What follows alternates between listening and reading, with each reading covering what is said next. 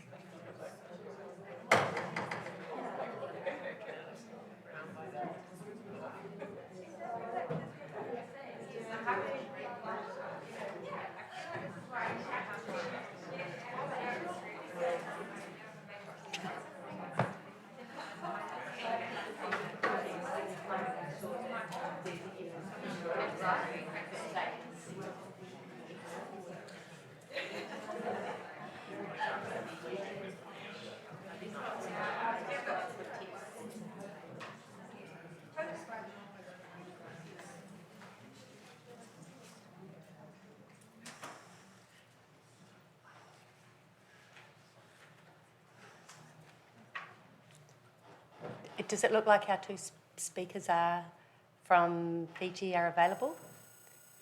Okay, if you can pop them on the screen, that'd be great. Thanks, Joe.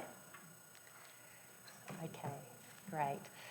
No mai haere mai, malolele, nisabula vanaka, talofa lava, hello keta. It's really great to have so many people here for the session this morning where we are going to be talking about tourism in the Pacific and the whole rebuilding effort. We're going to be mentioning issues of resilience, of well-being, and thinking about whose interests should be central when we're building forward better in future tourism prospects for Pacific countries.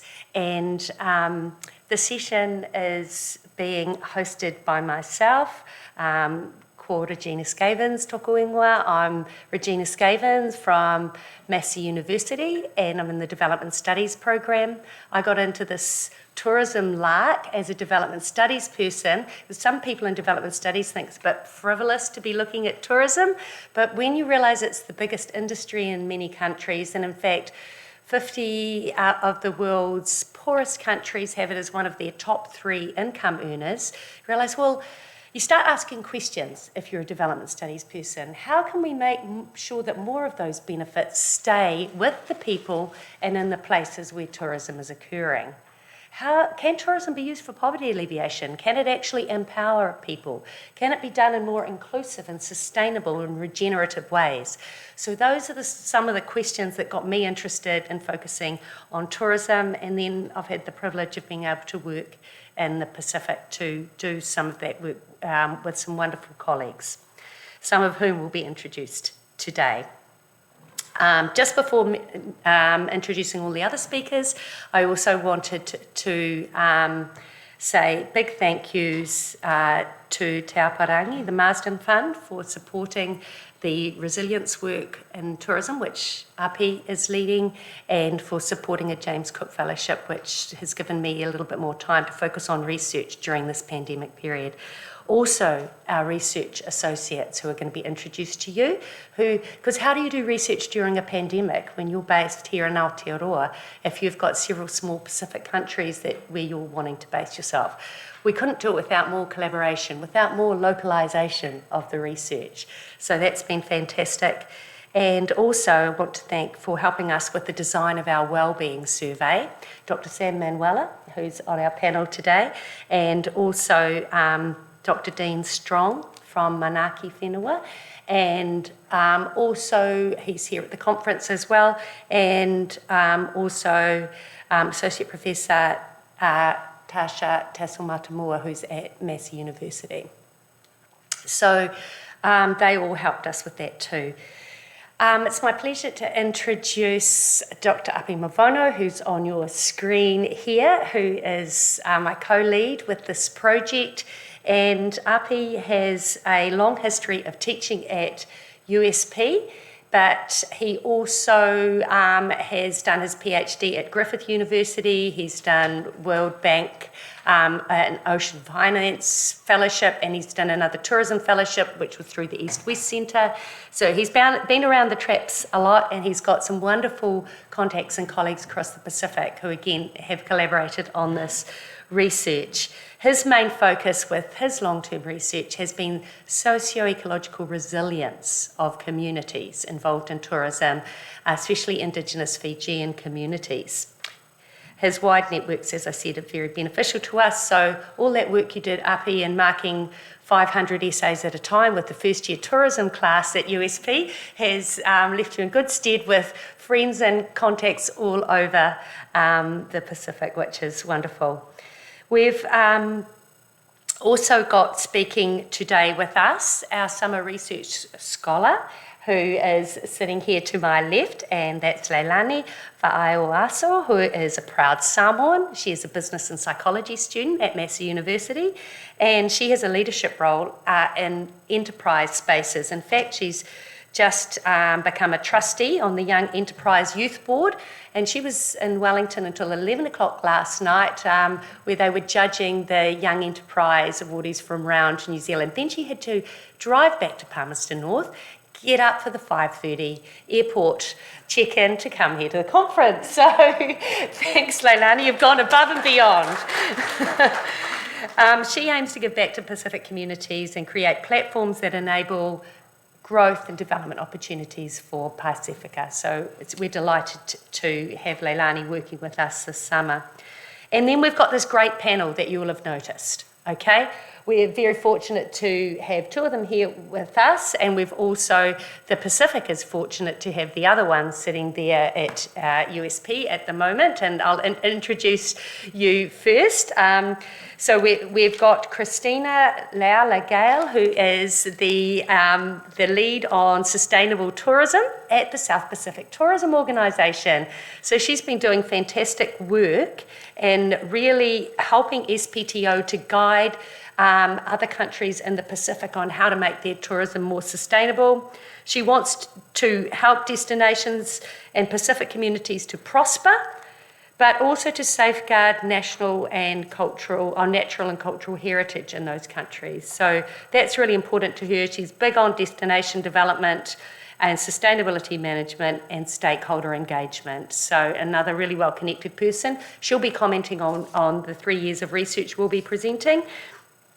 Almost 3 years, right? And then we have Dr. Sam Manuela, who I mentioned earlier, Senior Lecturer in Pacific Psychology at Auckland University, and he looks at the links between cultural identity and well-being. So he's one of the people who helped us advise us on our wellbeing survey, and he has got some interesting current projects. He spent 6 months in Cook Islands earlier this year, so that was a special opportunity for him, and he's been working on looking at mental health issues there, but also how Pacific psychologists have integrated their training and Indigenous knowledge into the practice of psychology. So brings excellent expertise in that space. And then it's also our absolute pleasure to have Mr. Paul Davis, who's the Senior Advisor of Tourism at the Ministry of Foreign Affairs and Trade here with us.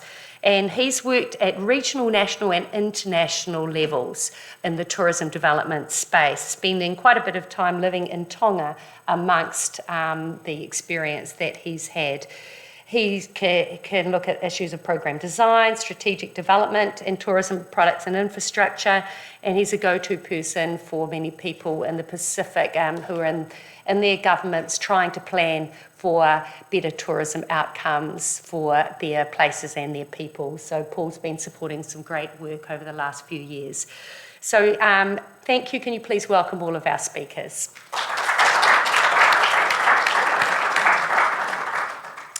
Now Joe's going to put our presentation up, and Api's going to be speaking to that. We have the presentation appearing on both screens, but you'll be hearing Api's voice speaking to the start of this, and Leilani and myself will be coming at different points, and then we will hand over to our team of experts to comment.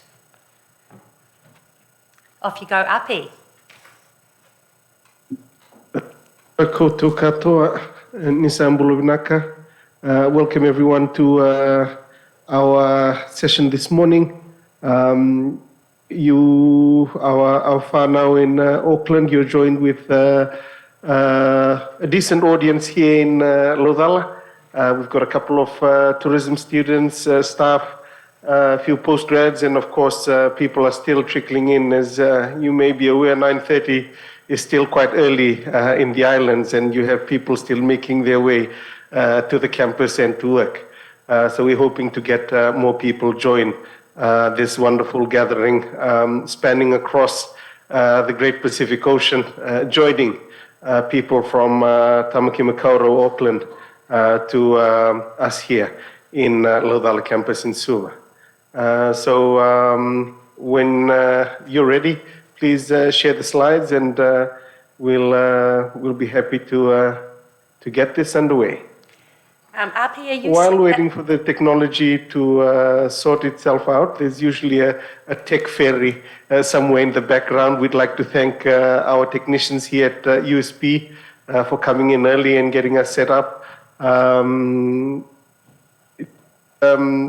While waiting for that to come together, I'd just like to share with us who are listening in on these past 3 years, COVID, border closures have taught us to be quite patient, especially when it comes to distance and technological issues. It's not always easy pulling things together, especially when distance is a major factor. But a lot of our research that was conducted in 2020 and 2021 was done through virtual communications, virtually held Talanoa.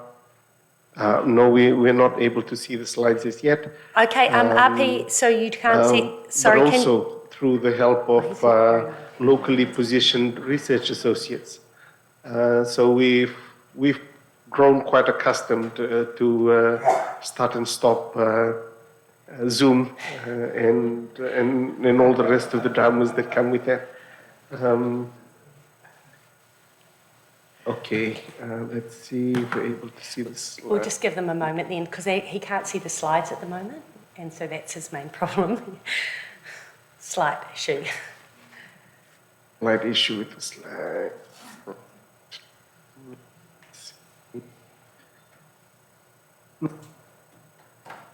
Yes, I can see the slides now, and I'll jump right in to the methods that we use. From 2020 up until the end of this year, we've been measuring a range of issues, mostly setting out, understanding that a lot of our family members and our friends had lost their jobs because of the pandemic.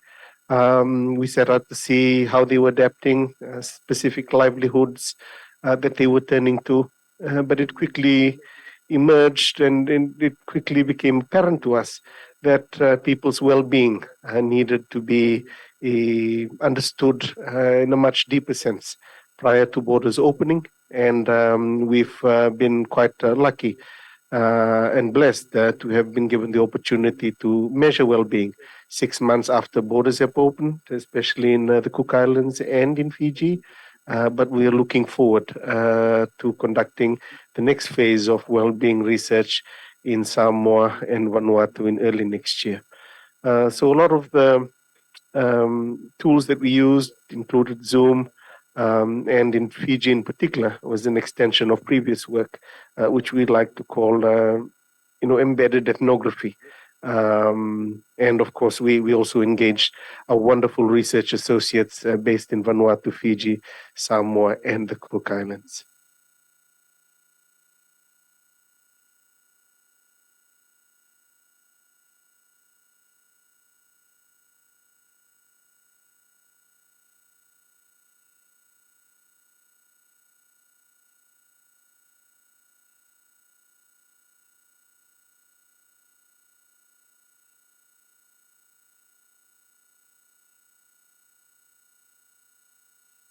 Our research associates, Langi from Samoa, Leilani, who's just joined us recently, Mr. Peter Nehapi, based in Port Vila in Vanuatu, Miss Jessie Okram, with us in Palmerston North, and James Uripuati, who helped us with our data collection in the Cook Islands. And of course, we've got Fiona from the Solomons, Danita, Nora Rihai, Cookie, Tasera, and Patricia Beebe.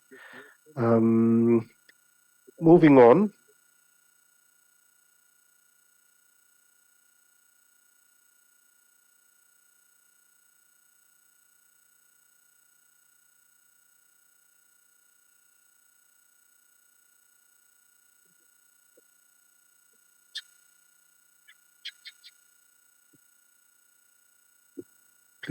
There's a bit of a lag that we're experiencing, but research themes, impact of the slowdown in tourism on communities.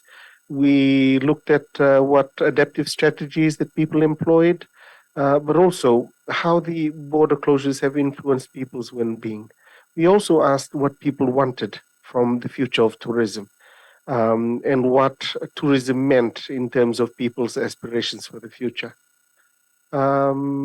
So our 2020 data really showed us what a lot of us have come to appreciate today, that due to borders closing, people lost their financial support, financial security in terms of their livelihoods. We noted that between 50 to 62% of people had been employed in some form of tourism or another prior to the COVID-19 pandemic.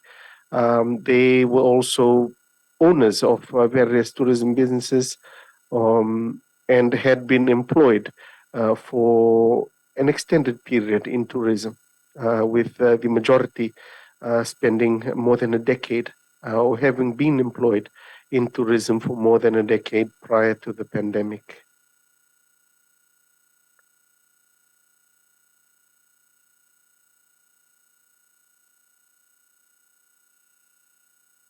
The job status of respondents when they completed the survey, we reached out to everyone in the Pacific in different countries, trying to ascertain what happened.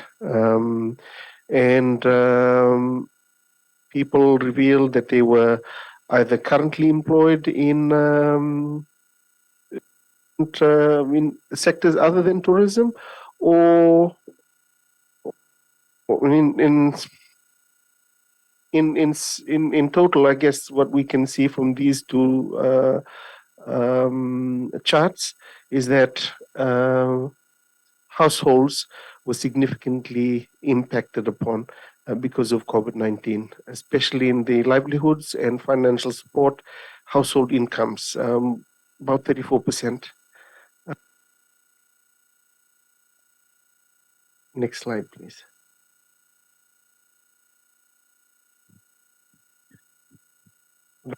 Impact on household income, effective adaptations to loss of income. This is where the research and our findings get a bit more interesting, because despite the immense struggle that people experienced and the significant loss in financial support, they did not wallow in their misfortunes, but rather sought to develop micro enterprises, earning extra cash through catering, through small, medium enterprises, and so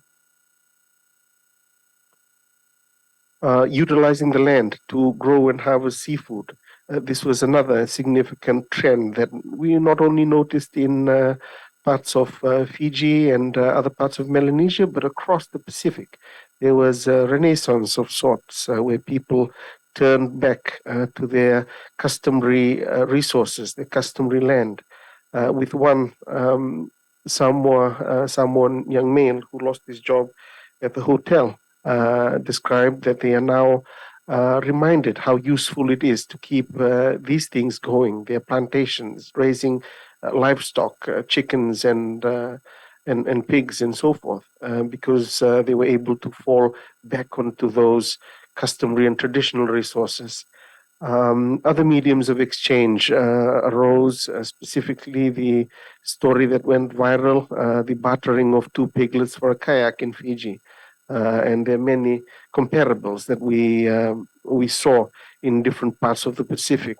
Groups like Barter for a Better Solomon Islands, Barter for a Better Fiji, Barter for a Better Apia, started popping up in various forms of social media. So really this attests to the adaptivity of Pacific peoples, not only transcending the physical boundary, but fundraising online using platforms such as Twitter Spaces and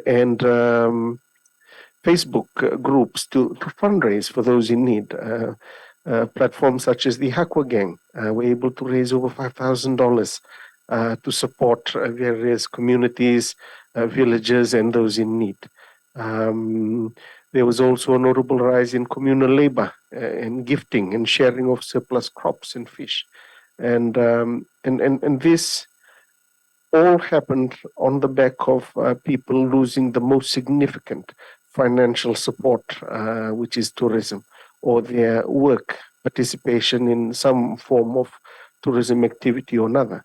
But through the greatest calamity of our time, people in the Pacific reflected.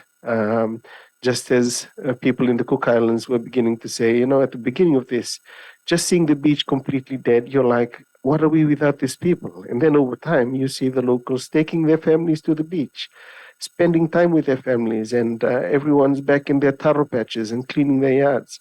And it's become a moment of self-reflection. Again, a theme that was evident across the various islands where we conducted our research.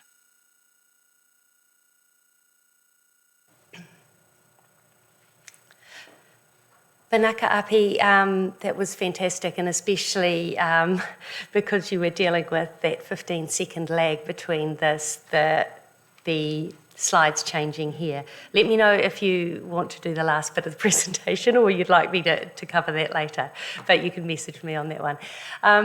So it's my pleasure to present to you how we designed a wellbeing survey now. And why did we do a wellbeing survey after we had collected this initial data in 2020? Well, essentially, we could see that people were struggling financially. However, in some ways, socially and culturally, there were many strengths that were coming through. And so we wanted to take a strengths-based approach to what we were looking at. We thought a lot of people are going to be telling those stories of the devastation of Pacific economies. And it's been hard, and it's still hard for many countries trying to recover economically from the lack of international tourism. Over 2 years of border closures in a number of countries. That's really, really tough.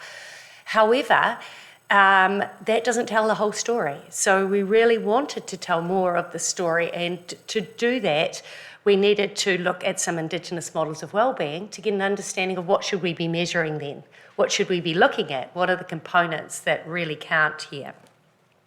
And so we've been very fortunate to have been able to draw up the work of other scholars, including one of Leilani's relatives, as it turns out. So Enderman came up with the Whanawhali model, which has physical, spiritual, mental, and other components of wellbeing as the main posts holding up the roof of the whale, but that culture is the roof. It's the protective framework that sits over those other aspects of well-being. And then there's family at the base, and the environmental context was seen as very important in Enderman's framework. And we thought that was really interesting, including the context and the time, because the pandemic was one shock. There have been many before, there will be many to come, unfortunately. But so understanding the context and what are the pressures is really important.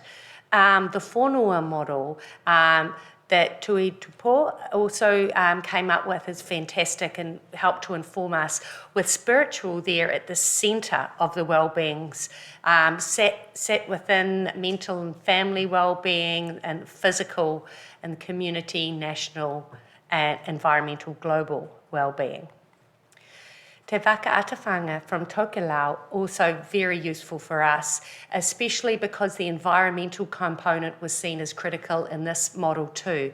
So we thought that environmental context of the ocean was quite helpful, because if the sea is rough or the wind is too strong, these things will affect all aspects of the boat itself. So during a pandemic, all other wellbeings will be impacted. But will they all be impacted negatively, or will we see some strengths and resilience coming through? And we found it quite interesting, Api and I, when working recently on a little book with some colleagues on islands and resilience, to come across this quote from a former Cook Islands High Commissioner to Aotearoa, who said, "Microstates are like a canoe in the wide open sea. It can sail freely or be navigated with purpose. It survives only if one has learned nature's challenges."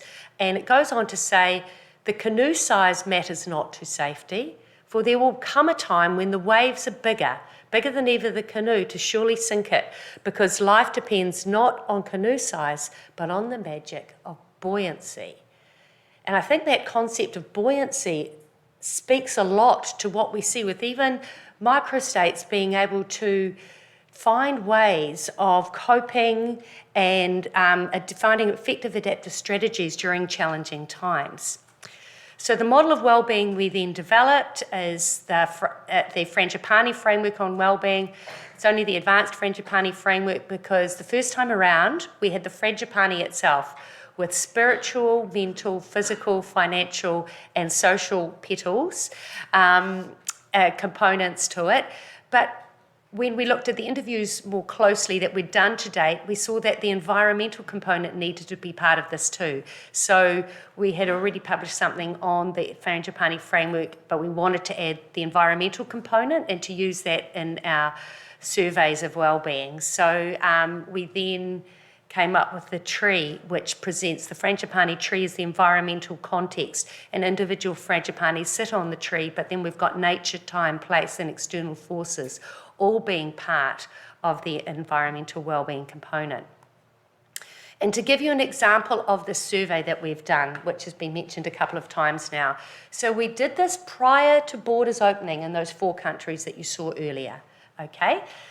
Prior to the borders opening to international tourists, we wanted to find out how were people measuring their own wellbeing on the 6 components of the Frangipani framework.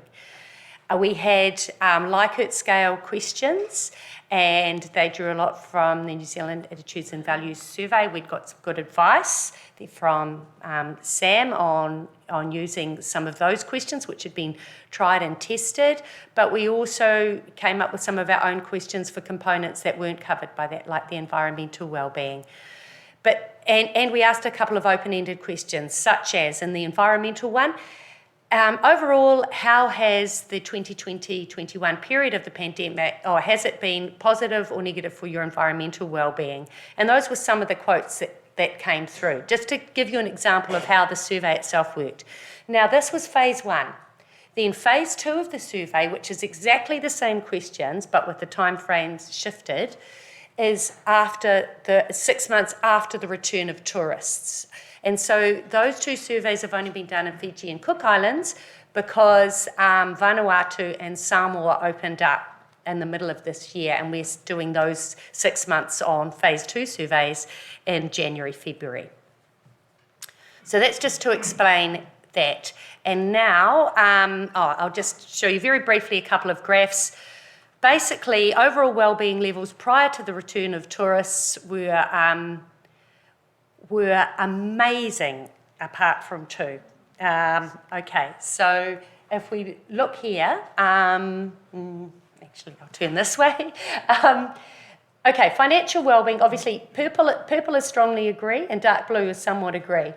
Financial wellbeing obviously was very mixed, but for some people it was still fine. Physical wellbeing wasn't as strong as the others. But okay, the really strong ones, spiritual, environmental, and social well-being, and then mental well-being, not too bad, pretty good, considering what we know have been a lot of anxieties and stresses during the pandemic period. So we've got more coming through from Leilani on the qualitative aspects of this with some lovely quotes. But I just wanted to show you very briefly the well-being in Fiji before and after border reopenings. And I must say thanks to Jessie Ockram too, who has put together all our figures for this presentation based on the quantitative findings. So because we've only got these 2 countries with the before and after so far, in Fiji, it's interesting to see, obviously financial has improved after the return of tourists. But there have been some small drop-offs in some of the others. It's not too bad anywhere, but social and environmental have definitely had drop-offs, and also physical.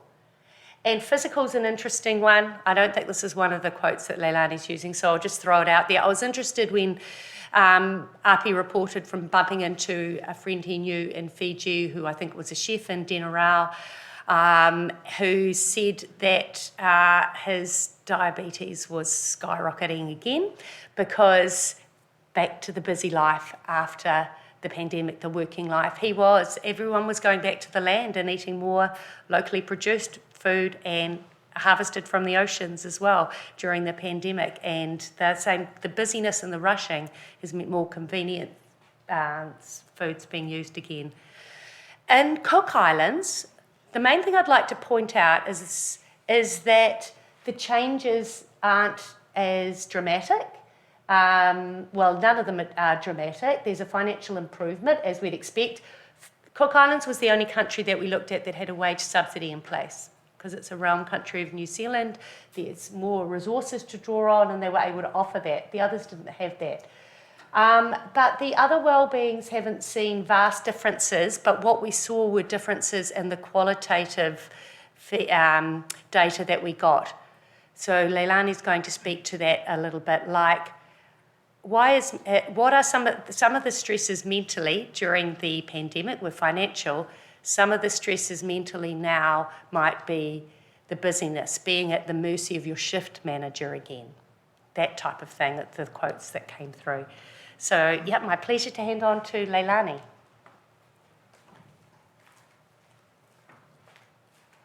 Aloha everyone, thank you again for having me. Apologies, I'm not as well spoken as Regina and Api, but I will try my best. Just a bit about context for me. So I joined this project just over or almost a month ago, and as a New Zealand-born Samoan, it's been very close to home for me to learn about things through a Pacific lens and learn about my people, I guess, back in the islands, which is really amazing. And yet again, how they've been able to pivot and adapt to the impacts of COVID-19. In one of the many articles that Dr. Api and Regina have written, it said something along the lines of Pacific peoples in tourism-dependent communities aren't simply standing there. They are all letting things change, but they're actively trying to find the ways of living and surviving. This isn't something new, but is a testament to our ancestors and the legacies that they continue and have left behind. So the quotes that I'm about to share with you speak to the strengths of a cultural framework and reinforces the need to put Pacific tourism workers at the forefront of the tourism industry in order to build more resilient and sustainable futures in the long term, which will be hugely beneficial for the Pacific Islands. Moving on to financial wellbeing. So we did expect negative impacts having the lockdown happen and no tourism jobs. So this kind of was supported in the qualitative data as we saw how prominent tourism was in the Pacific Islands and its importance to the overall economy, but also people's livelihoods. Tourists help locals earn money not only through tourism, but also other jobs and other businesses that locals owned. Income was important for the majority and the respondents as it allowed them to buy the essentials, contribute to family obligations and also church. So then, as you can see in the quote, people became quite accustomed to earning money and income and working jobs. So the lockdown had a huge impact on families when their financial dependence was abruptly stopped. Many of respondents were not earning any money, had reduced incomes or were getting remittances from overseas from their families. But others, no jobs pretty much meant no money. So as you can see in the then quote, income was seen as a really important wellbeing aspect, as shown in the wellbeing models before. All wellbeing aspects are very much intrinsically linked, and so with the disruption and negative impacts of financial wellbeing, you can imagine that the other impacts were also pretty heavy on the other aspects of wellbeing. But with jobs back up and running, tourists and returning as well, many respondents were very happy to have tourists back. And some respondents said that they were really happy to socialise with the tourists, have financial security and income to help their families in church. Quite a few negative trends, though, came through, which was really interesting in the qualitative responses, for many experiencing the huge increases in tourism demands and the mental and physical strain it was having on employees in understaffed businesses. With tourists back, some respondents also noted that the prices inflated, which had run-on effects onto the locals with trying to purchase products. Go next to social wellbeing. So the lockdowns in the South Pacific provided a time for many to prioritise their family and appreciating things that was normally taken for granted. Job losses caused reverse migration with many tourism workers and their families migrating back from urban cities to their villages. What this saw was an increase in the sense of community, connectedness, and kind of revitalising what was before tourism came to the Pacific Islands. And we saw families and individuals starting to look out for each other again in their communities. It is important, though, to highlight that COVID-19 restrictions during lockdown also brought tough times socially with the isolation rules. Quite a lot of elders expressed how they wouldn't go out or socialise with others because of the health issues, and I'll speak to that a bit later as well. But now with tourists back, many Pacific workers were happy to be able to socialise with their fellow colleagues and share their culture with the tourists.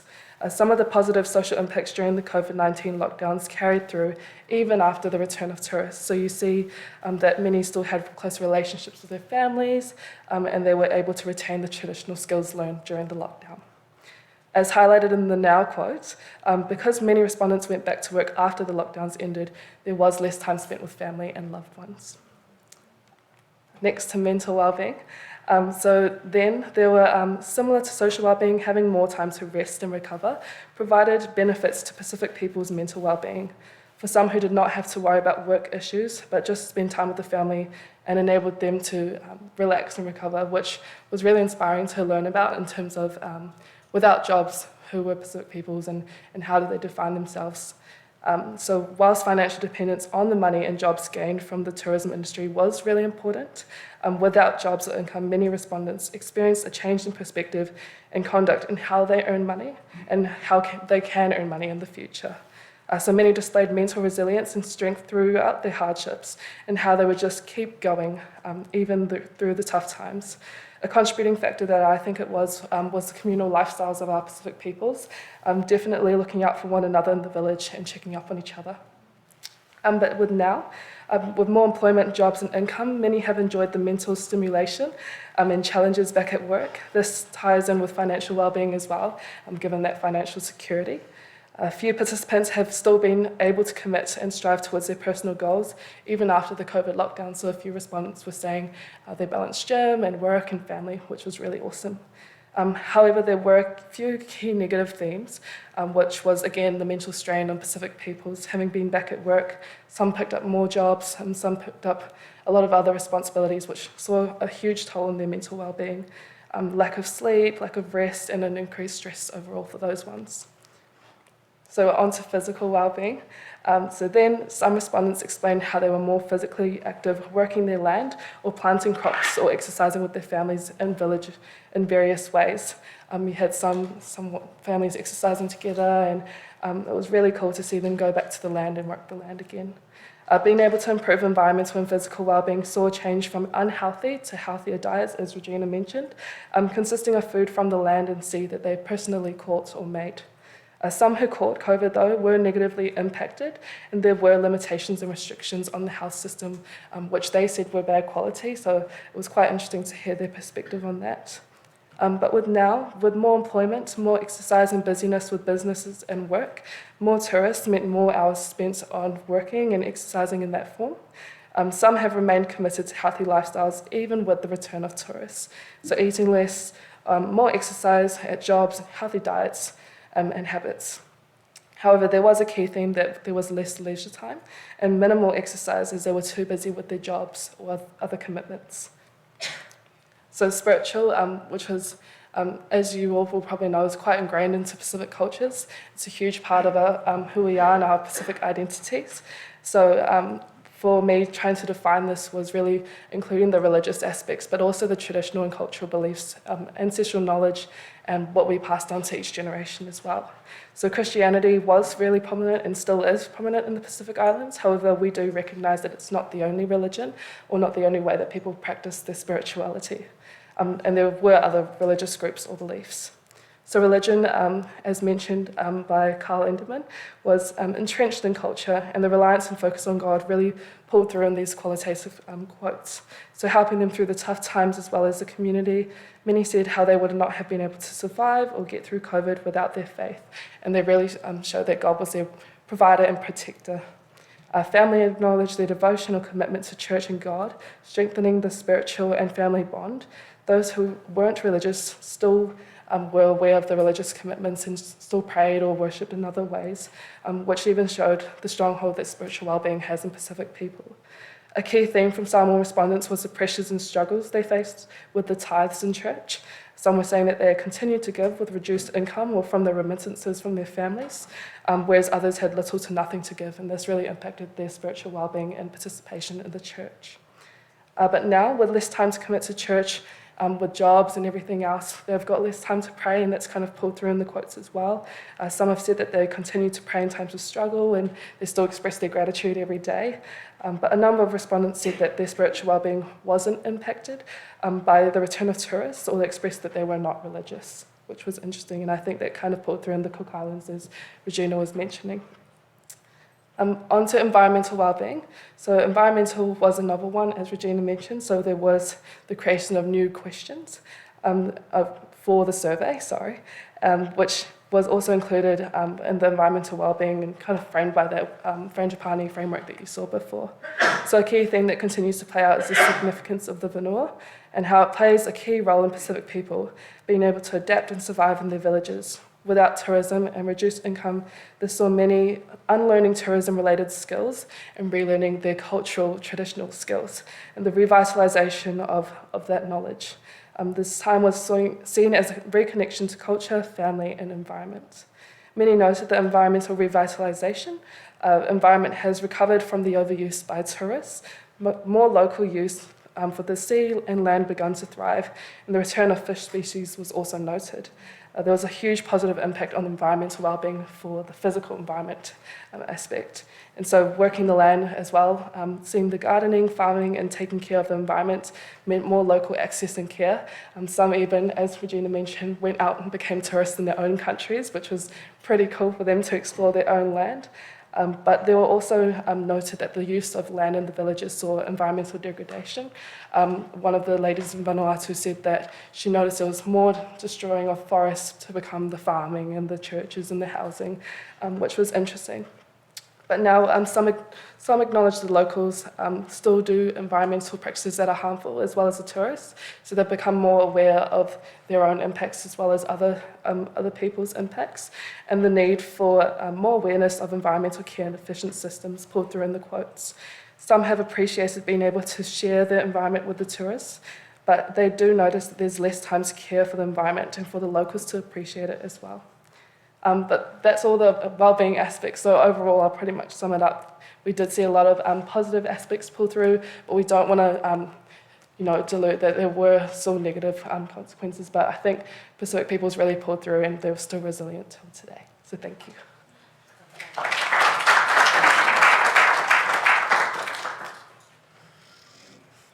Manaka Leilani, and Api was going to present these next few slides, but it's being handed on to me because of that 15-second lag, but then he's going to do some reflections at the end of this.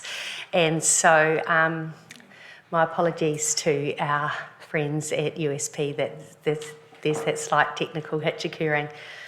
So Leilani's shared with you some very positive stories amidst the difficult ones, and I just want to make a general point about development studies.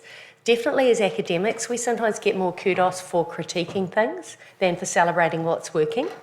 And definitely in development spaces, there can be a feeling that, like when we're working with Pacific partners, those partners can feel like they are being assessed and measured and constantly seen as not up to standard by those from outside. And that's a big issue. And so I think we need to do more of sharing of the positives and not underrate them, not undervalue them, but let people know what is actually working well, and also where there is a real need for resourcing and support. And that's what we're trying to do through this project, I guess. And it's really neat being able to celebrate some of the strengths as well in the midst of this. So what are some of the aspirations of Pacific peoples for the future? What have they told us? Well, right from back in 2020 when we started the research, we had a question that was asking about what do people want from the future. Back in the middle of 2020, we did not think it would be 2.5 years later, and we're still trying to work this all out. But it's interesting, from the recent research, we've got a few voices that have come through from workers in the Cook Islands and then in Fiji, and we thought you might be interested to hear what they are saying.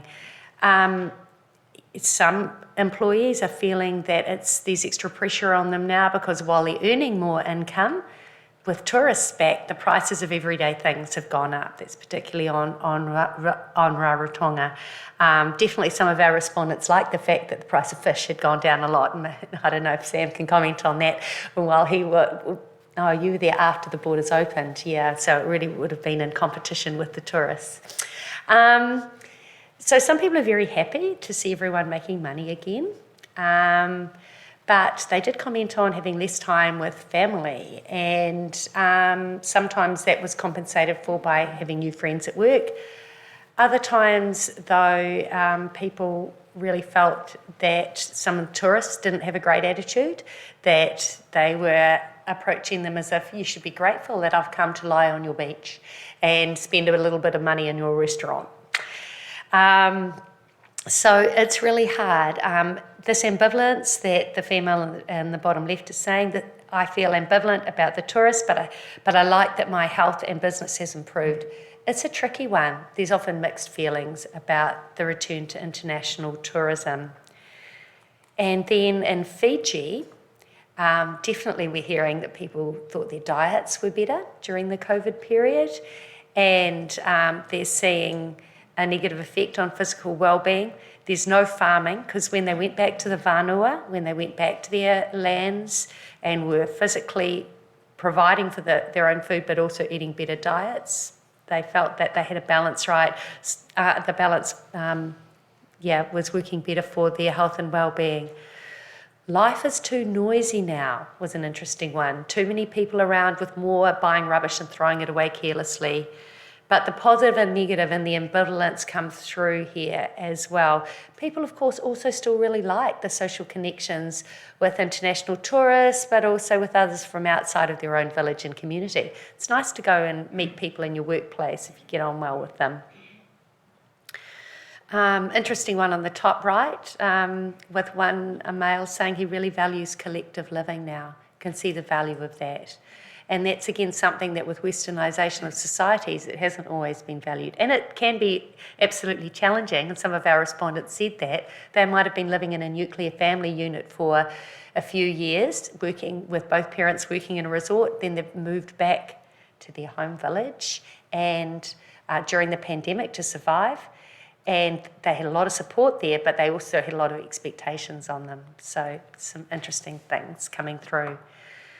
Api found this cartoon a wee while ago, and we thought this was really, really interesting, because that tourists assuming maybe that there's going to be locals in the Pacific very keen to welcome them all back with open arms, but maybe there's some caution there too. Definitely concerns about health and well-being, and maybe losing some of what was gained during the pandemic times. Key messages we'd have going forward, and I'll just go through these very quickly so that then Api can speak and share some reflections, because he's taken part in a couple of key stakeholder workshops recently, and with tourism ministers from around the Pacific, so he's got some interesting things to share there. So most people seem to want the return to tourism, but they want better job security. I've interviewed receptionists at resorts who don't know, who've been working there for 5 years, who don't know until their roster comes out for the next month whether they still have a job. So they're employed from month to month. They want better job security. They want better wages. Leilani was very surprised to hear what the Fiji minimum wage is. It's only about $2 New Zealand an hour, with promises of it going up to nearly $3 next year. But whether that will go through depends on maybe the outcomes of the elections coming up. Very exciting in Fiji. But working conditions can be really tough. You can have to do lots of long hours in tourism, and you can be in quite precarious environments as well. Housekeeping staff and others at risk of sexual exploitation type of thing. They're trying to seek more balance. People want greater flexibility or part-time employment opportunities so they have time to tend their gardens, fish, or meet family and community needs. So they don't want to be at the mercy of the shift manager, as one of our Cook Island respondents said recently. Not constantly. And yet someone's got to run a business, and running a business well is important. But we've seen here that a lot of employers have become more flexible with the requirements of employees, and maybe there's a need to rethink things a little bit Pacific too. They'd like more opportunities to own their own businesses. There's a lot of local ownership in Cook Islands, but they have they have provisions for joint ventures whereby somebody like myself who's Palangi, if I want to invest in tourism in the Cook Islands, I've got to have a majority partner from Cook Islands. I can't. That's not my right to come and have access to something that's theirs. And so they have a lot more local ownership. It's not the case elsewhere in the Pacific. And as Api shared, there were some really entrepreneurial things going on during the pandemic. People starting up micro enterprises, doing things using social media platforms. So there's plenty of entrepreneurialism. And again, Leilani's nodding as our young enterprise representative in the room. You know, it's there's often myths about Indigenous Fijians, for example, not necessarily being the ones who have the skills to run the businesses. Well, it's really, that's what they are, myths. You know, there needs to be more opportunities and more support put in place to make these things happen. People have got plenty of great ideas. More training. People working in the sector would love transferable skill training in IT and technical areas so that when the next disaster hits, if it impacts on tourism for a long time, they've got skills they can use in other places as well. And then more shared ownership models like the joint ventures that I was mentioning earlier. People really want to ensure that they're like landowners can be investors in large enterprises too, not just leasing their land to global firms. Lessen the burden on over-touristed areas where they're occurring and spreading the benefits to other locations was something they said too. And while I leave this slide on how can tourism support the wellbeing of Pacific peoples, with a couple of nice quotes there for you to read, Joe, if Api's mic could be on again, he's going to share some reflections from us, and then I'll put our closing slide on, and then we'll hand over to our discussants. Over to you, Api. Regina. And so, ladies and gentlemen, in summary, I think a couple of things that I'd like to share with us about our research. We came here because we thought we'd be adaptive in the way that we conducted our research. We all have family members and friends, relatives who are in the tourism business. So when the pandemic struck, we knew that they'd be affected. We had to pivot in the way we did research, development research. But we've come to a stage where we've realized that even through the greatest calamity of our modern time, Pacific peoples adapted, were able to adapt, were able to improve various elements of their well-being, their support network, reconnect, reinvigorate their traditional knowledge. And these elements of adaptation speak to the strengths embedded within Pacific people's way of life. And while it is a strength in times of crisis, it is also a key feature and the front and center of Pacific tourism and its identity.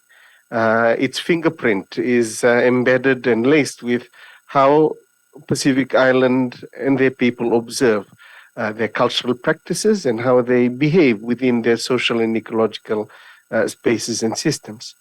So over the past few weeks, I've had the privilege of meeting with various tourism stakeholders in Fiji, but also had the privilege of attending the South Pacific Tourism Sustainable Leadership Summit, where things were reaffirmed, not just to me, but in terms of the research that we're doing, that our partners within the industry are also thinking forward in a way that enhances people's well-being and going beyond business as usual. And I think this is the main reflection and the main pathway that we need to carve out and we need to explore. How can tourism complement Pacific people's way of life? For the past 5 or 6 decades, Pacific peoples have had to bend over backwards for tourists, for tourism development. And I think the time right now is right for us to pivot and look towards a brighter horizon where tourism and Pacific people's culture, the environment, and things that they value are at competition with each other. I think it's the right time to strike a balance in how we do business, and I now look forward to Regina's closing, but also to hearing the perspectives and advice of our panel of experts who will comment on how is it that we can reimagine tourism in the Pacific for the future. Vinaka, Regina.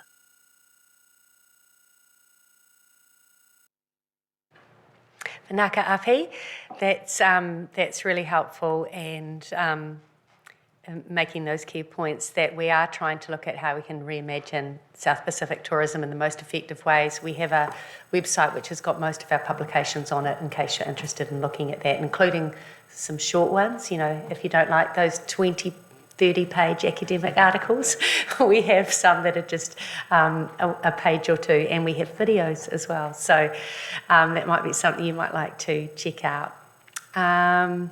So a really big Vinaka Vakalevu to you all for being here with us. That's you all at the Lavala campus as well. And a big whawhatai lava, thank you to Mas, me taki mata.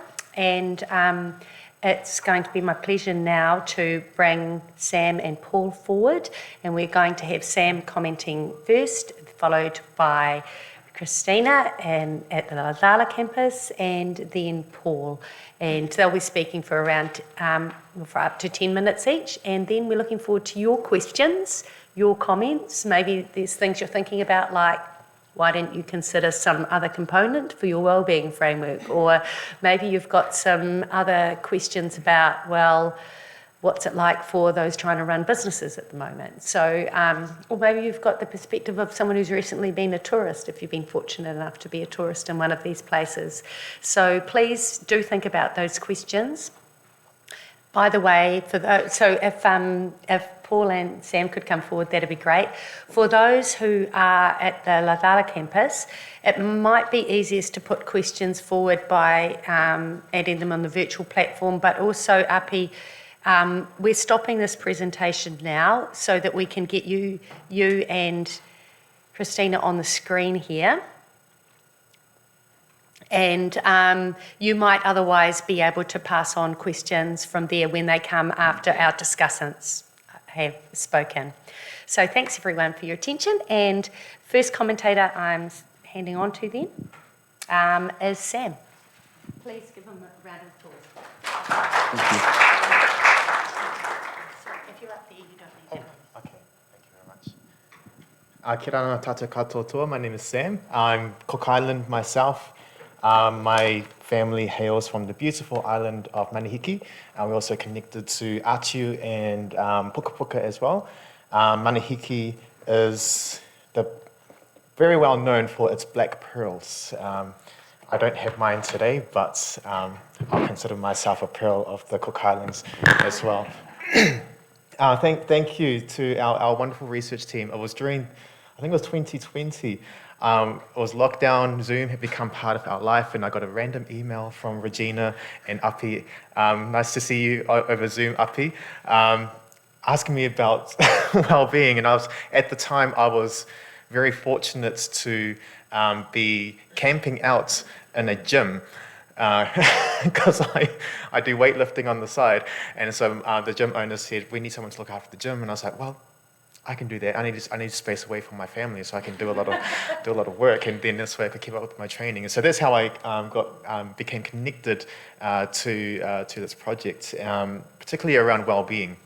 And so I'm going to comment around well-being, perhaps talking a bit more conceptually around what well-being means for us in the Pacific, drawing on a lot of our indigenous knowledge around well-being and how this applies to tourism, and also the impacts of the pandemic as well. And so Regina talked about a lot of the indigenous models that we have around well-being, so for Nofale, for Noa, te whakaatawhanga. Those are just a few of the plethora of ways that we have across the Pacific of how we can conceptualize well-being for ourselves. The word well-being, I don't know of any Pacific language that has the word well-being that can be translated at all, because it's just not something that is really within our language, but it is embodied in a lot of our daily practices and in our values as well. And so what these models do quite very well is they articulate the ways in which we conceptualize well-being. It is something that is, I guess in psychology, I should say that as well. I'm also a senior lecturer in the School of Psychology based here. A lot of my research focus is around Pacific identities and well-being and mental health as well. And so I was in the Cook Islands earlier this year from January to about July-ish, doing a epidemiological study of the prevalence of anxiety and depressive symptoms in the Cook Islands. So a lot of stats, lots of stats, and so well-being surveys is part of my jam. So understanding that is quite important, because in psychology, when we're considering well-being, or I guess in many government agencies as well, well-being can be, I guess, a lot of the focus does tend to be on the objective indicators of well-being. So this is things like our finances, our financial situation, education. So these objective indicators don't give us a lot of knowledge around how people feel about themselves. And so this would be our subjective well-being. So looking at how satisfied we are with our life and how happy we are with things that are going on for ourselves, which can differ along those objective indicators, but those objective indicators do form part of that subjective aspect too. But the issue with well-being, again, is that as a construct that we study in academia, well-being has been developed within Eurocentric frameworks. It has not been developed with Pacific communities and Pacific knowledges in mind.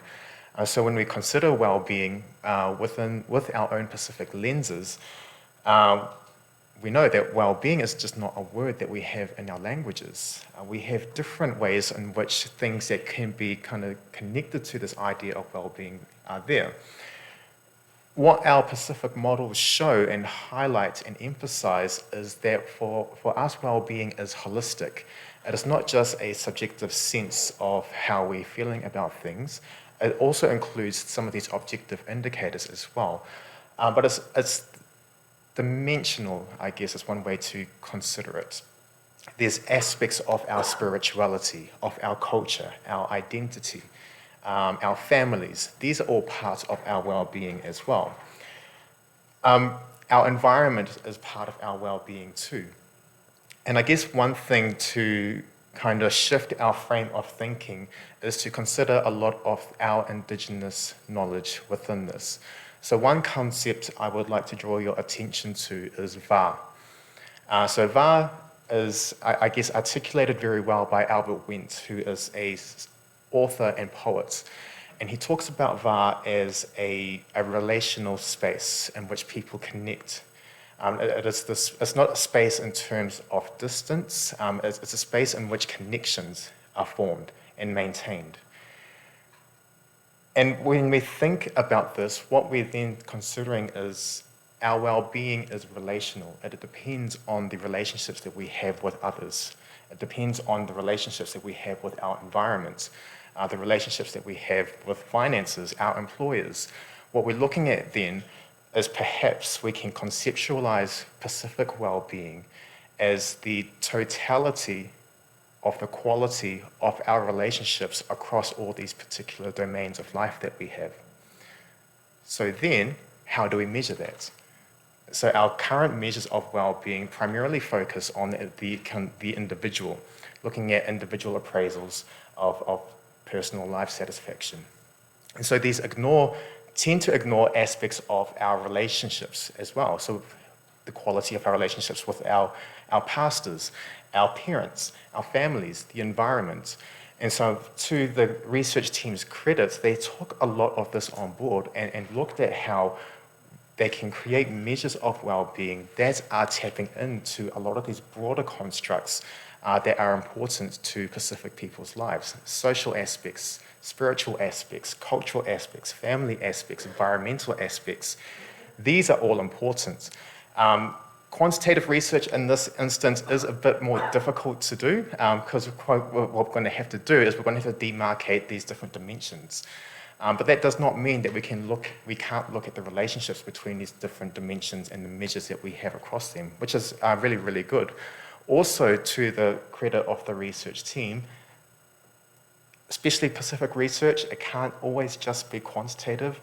There were the stories that were captured along with these numbers as well. The numbers give us the breadth of an issue, and the stories give us the depth and the richness of these issues as well. So I thought that was fantastic, and what the research team was doing. I was like, this is what you should be doing if you're doing Pacific research and you're doing quantitative research. You've got to do other aspects with it as well. I was very fortunate, as I said, to be there in the Cook Islands in January, so the borders had opened. I left New Zealand. I brought my trip forward because my contacts with the Ministry of Health were like, oi, Omicron's coming, our borders might close. The Cook Islands tends to follow New Zealand's lead on border closures in that respect, so I quickly jumped on a plane and left to the Cook Islands because I was like, if the borders are going to close, I want to be on that side because I got to do this project as well and collect some data. And I guess just to kind of share a little bit of that experience, having been to the Cook Islands multiple times, my dad lives there, all my family lives there as well, and the island in Rarotonga was the most quiet I had ever seen in my life. And I was like, damn, my initial thought was like, considering like the impacts of the pandemic on our tourism industry, because I know a lot of people are working there. And then I was going around, talking to people, catching up with my cousins and stuff, and I was like, oh, how was it? What was life like? And they're like, oh, it's such a relief to have to... We've had time to just relax. We can go to the beach.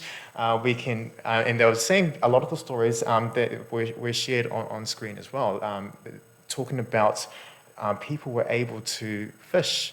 They were able to just spend time and have picnics on the beach with their families, and it was a time to really reflect on their lives and how busy their lives were. And so I guess like many of us may have experienced as well, there was added stress, but less stress at the same time. And I think one thing that the Cook Islands did quite well is I acknowledge that they had the wage subsidy. And one thing that I noticed, a lot of the stories I was hearing as well, is many hotels and resorts took that time with less tourists to do some refurbishments, kind of fix up some things that they hadn't had time to fix up before. They also thought, oh, well, why don't we do staycations? So they slashed all their prices, and then all the locals could come and experience these 5-star resorts that we charge through the tooth, ear, and nose to the tourists with all the money to come and experience and see what our beautiful islands have to offer. And then the tourists started coming back, and then I could see just how busy the island got. And so the roads became busy. Now there were lots of tourists riding bicycles because there weren't enough scooters or weren't enough rental cars, and then they're coming onto the road and we're like, oh my gosh, I'm going to run you over soon if you're not careful. And so that stress did start to elevate as well. But then there were also people were working, and so I did start to see how much busier people did become too. And so it's an evolving story as well. This is still going on at the moment. And I guess one thing that we can consider is thinking about how we saw on the graphs that the financial well-being was much lower, but was improving as well. Without doing any kind of analyses of that, I would harbour a guess that these different aspects of our well-being, so the spiritual well-being and social well-being, these can provide somewhat of a buffer against some of those financial difficulties people are experiencing. Quite often we see that a lot of, in Pacific research, that culture and identity are positioned as a strength and a resilience factor from a lot of the hardships that we face. And we saw this and the stories that people were sharing. They were able to spend time to go back to harvesting the land, go fishing, bartering. I had to, when I went back, I'm going to come here to be this flash epidemiologist. No, we had to go pick the watermelons and sell them on the side of the road. So there I was doing my ethics application, helping my mom sell the watermelons. And that was just like part of the life there, or was an opportunity for my family to think, okay, we've got plenty of land here, we've got more time, we can grow our crops more and sell them. And so although we have these kind of strengths to help us against some of these hardships that we were facing, the last quote on there talking about the elder from Fiji, tourism must complement our way of life. And Api, you talked about how this is probably the most opportune time to reconsider how we can conceptualize tourism moving forward. And I agree with this, and I guess I kind of draw this back to the relational aspects that our societies have with tourism, where sometimes we have to consider to what extent tourism, the relationship that we have, becomes extractive of our well-being. And so how can we consider creating tourism which becomes more relational so that we're not providing a tourism industry that comes too much at the expense of our own well-being, too much stress. And so I really applaud the research team to kind of highlighting and documenting some of those stories around how our people would like to see tourism redefined and redeveloped in a way that is going to complement their lives rather than having them to be fully at the service of tourists as well. So on that note, I think I will finish there. My congratulations again to the research team. It's been very exciting to see this develop over time. And I have some data as well on mental health data, which was captured during the first 6 months of this year. That kind of documents some of the kind of mental health impacts of COVID-19. I don't have any tourism data, unfortunately, but I'm happy to share some of that when it becomes available as well to support the work that you're doing. Oh, wow. Okay. Me taki. Thank you. So much. So Paul Davis is now going to come up and share with us Christina, sorry. Christina, who's right in front of us here in the room as well, is going to share with us some thoughts from an SPTO perspective. But it was really cool, Sam, to get your thoughts as someone who, apart from being a watermelon picker, etc., also has some pretty impressive academic credentials in the psychology and Pacific psychology field, and really nice to have your endorsement of the research, but also those thoughts on the role of the VAR in relationships. And if relationships are okay, that's a good sign of well-being's okay. And we will talk more about the data, very, very exciting. But we're going to a Pacific regional perspective now and get some thoughts from Christina. So thanks so much for joining us today and sharing your wisdom from a tourism and sustainability perspective too. Please welcome Christina. Vinaka, Pacific greetings and friends who are here today in Aotearoa as well as us here in Fiji. Christina here from the Pacific Tourism Organization, and my role is really to support the region in terms of promoting sustainable tourism development. I would like to thank Regina and Api for the opportunity to be part of that.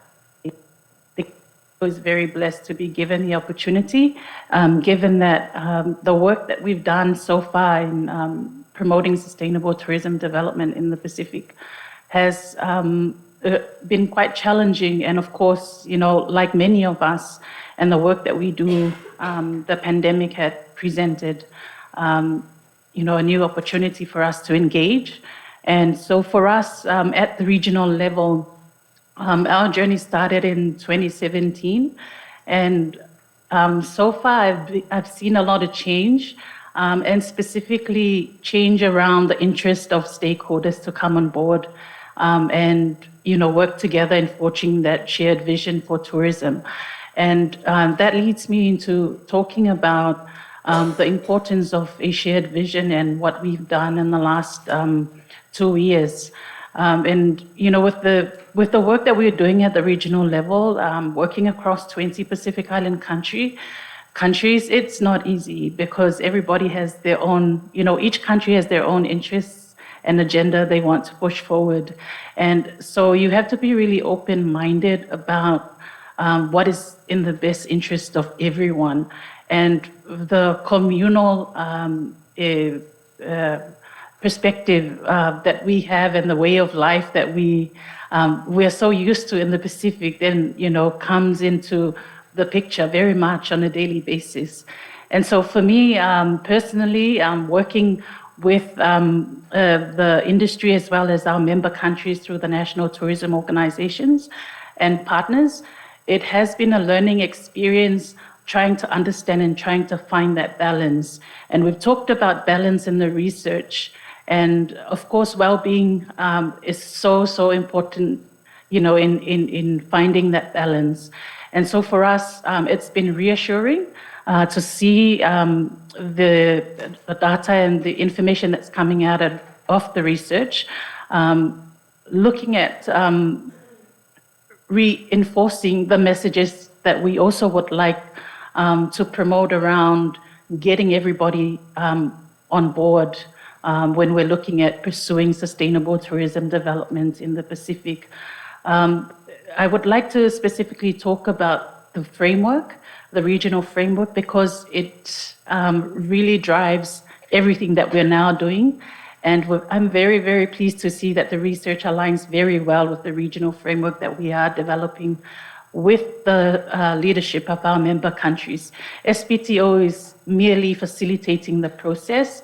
I'm so happy and proud of the work that our countries have done because they had put up their hands in 2019, October, I think, Niue, when Paul and I were there and we were asked by our member countries that SPTO as a regional body needs to come up with a regional vision for sustainable tourism because everybody was doing their own thing. And sustainability is about working together and collaboration. It's not about one country progressing further and leaving everybody else behind. And it's about shared resources and capabilities and capacities. And that was very important for us to come back away from Niue and then start the process of Talanoa and checking with each other. So our first engagement was in March 2020, just a few days before lockdown. We were very blessed to hear from the countries on their aspirations for a new type of tourism. And we didn't even know that, the pandemic was coming.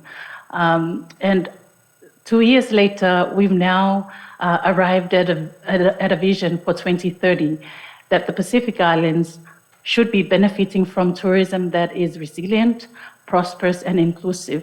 There was a very strong call for the type of tourism that improves the well-being of our communities.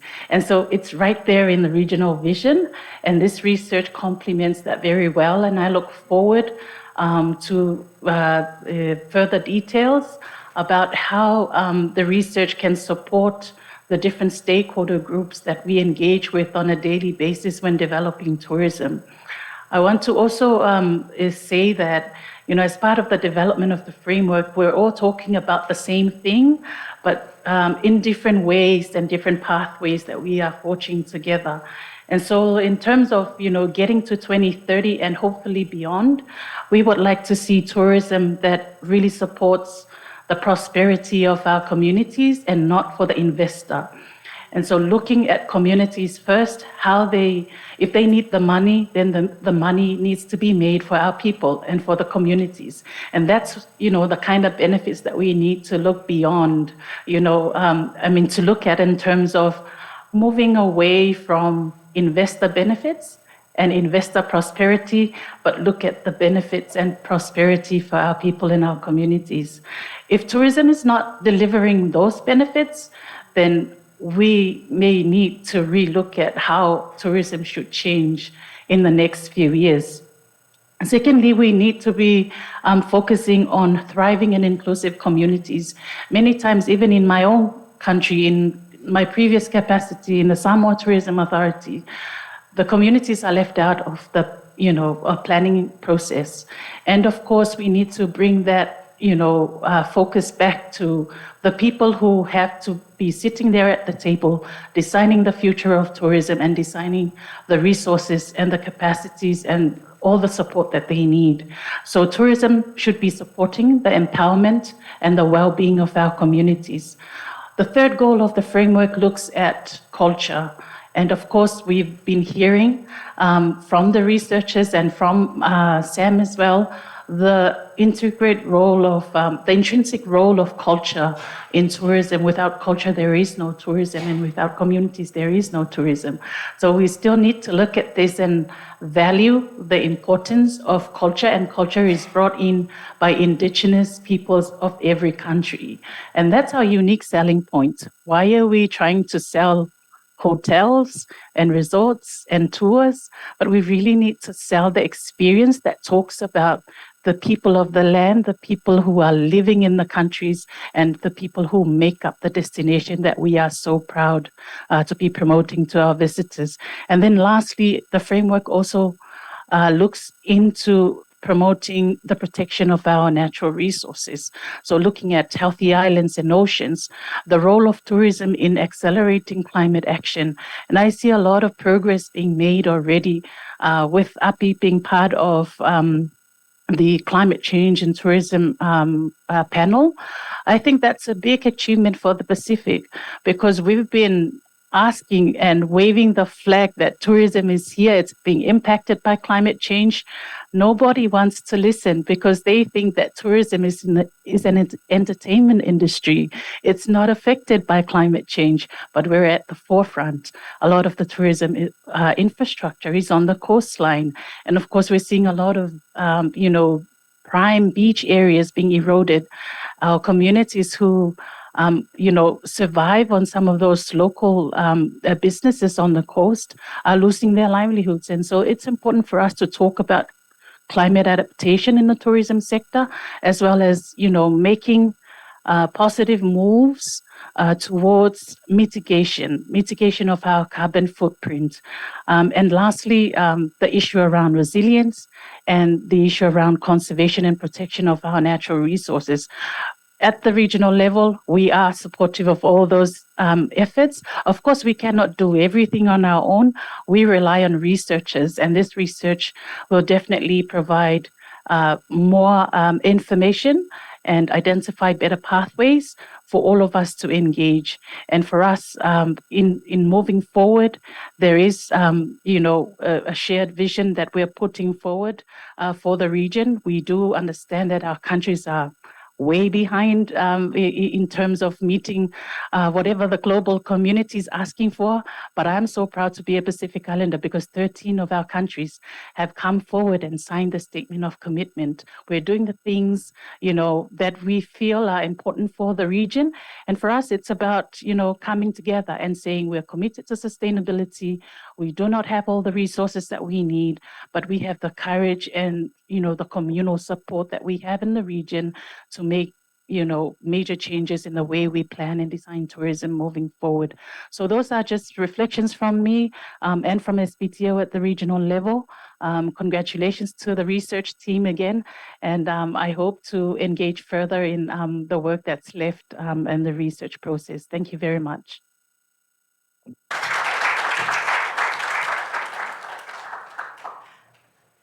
Whawhatai lava, that was great. Thanks, Christina. You've given us some really good food for thought on working with 20 different Pacific Island countries and trying to move them forward towards sustainability. Great to have those 13 signing the Statement of Commitment.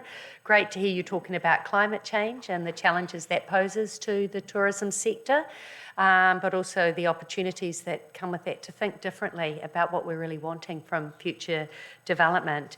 And really awesome, thanks for your leadership in this space and making sure that the well-being of communities and those ideas of resilient, prosperous and inclusive sustainability come through and the strategic framework for the region. So it's really exciting. Thank you for that. And now it's my absolute pleasure to ask Mr. Paul Davis to come forward from Ministry of Foreign Affairs and Trade and let us know his thoughts on tourism in the Pacific and how it can contribute to future development. Please give a warm welcome to Paul. And I just remind everybody virtually, as well as those at Laudala and those in the room here in Tamaki Makaurau, to get some questions ready for after Paul's presentation. Thank you.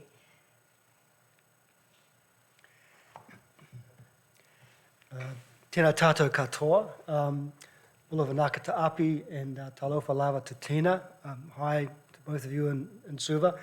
I just want to start by saying thank you both for your leadership in Pacific tourism. You both play vitally important roles. A couple of sort of off-script comments I thought I should make after sitting here and listening so far about tourism and its place within MFAT. Out of 1,500 staff at MFAT and 50 embassies and high commissions around the world, there's one person who has tourism in their title, and that's me. And when you consider that tourism is the largest industry in the Pacific, you know, it's a fairly daunting task sometimes. You can also imagine how daunting it's been over the COVID era, when there have been cries for, well, see, we told you about tourism, see what you get. We need economic diversification.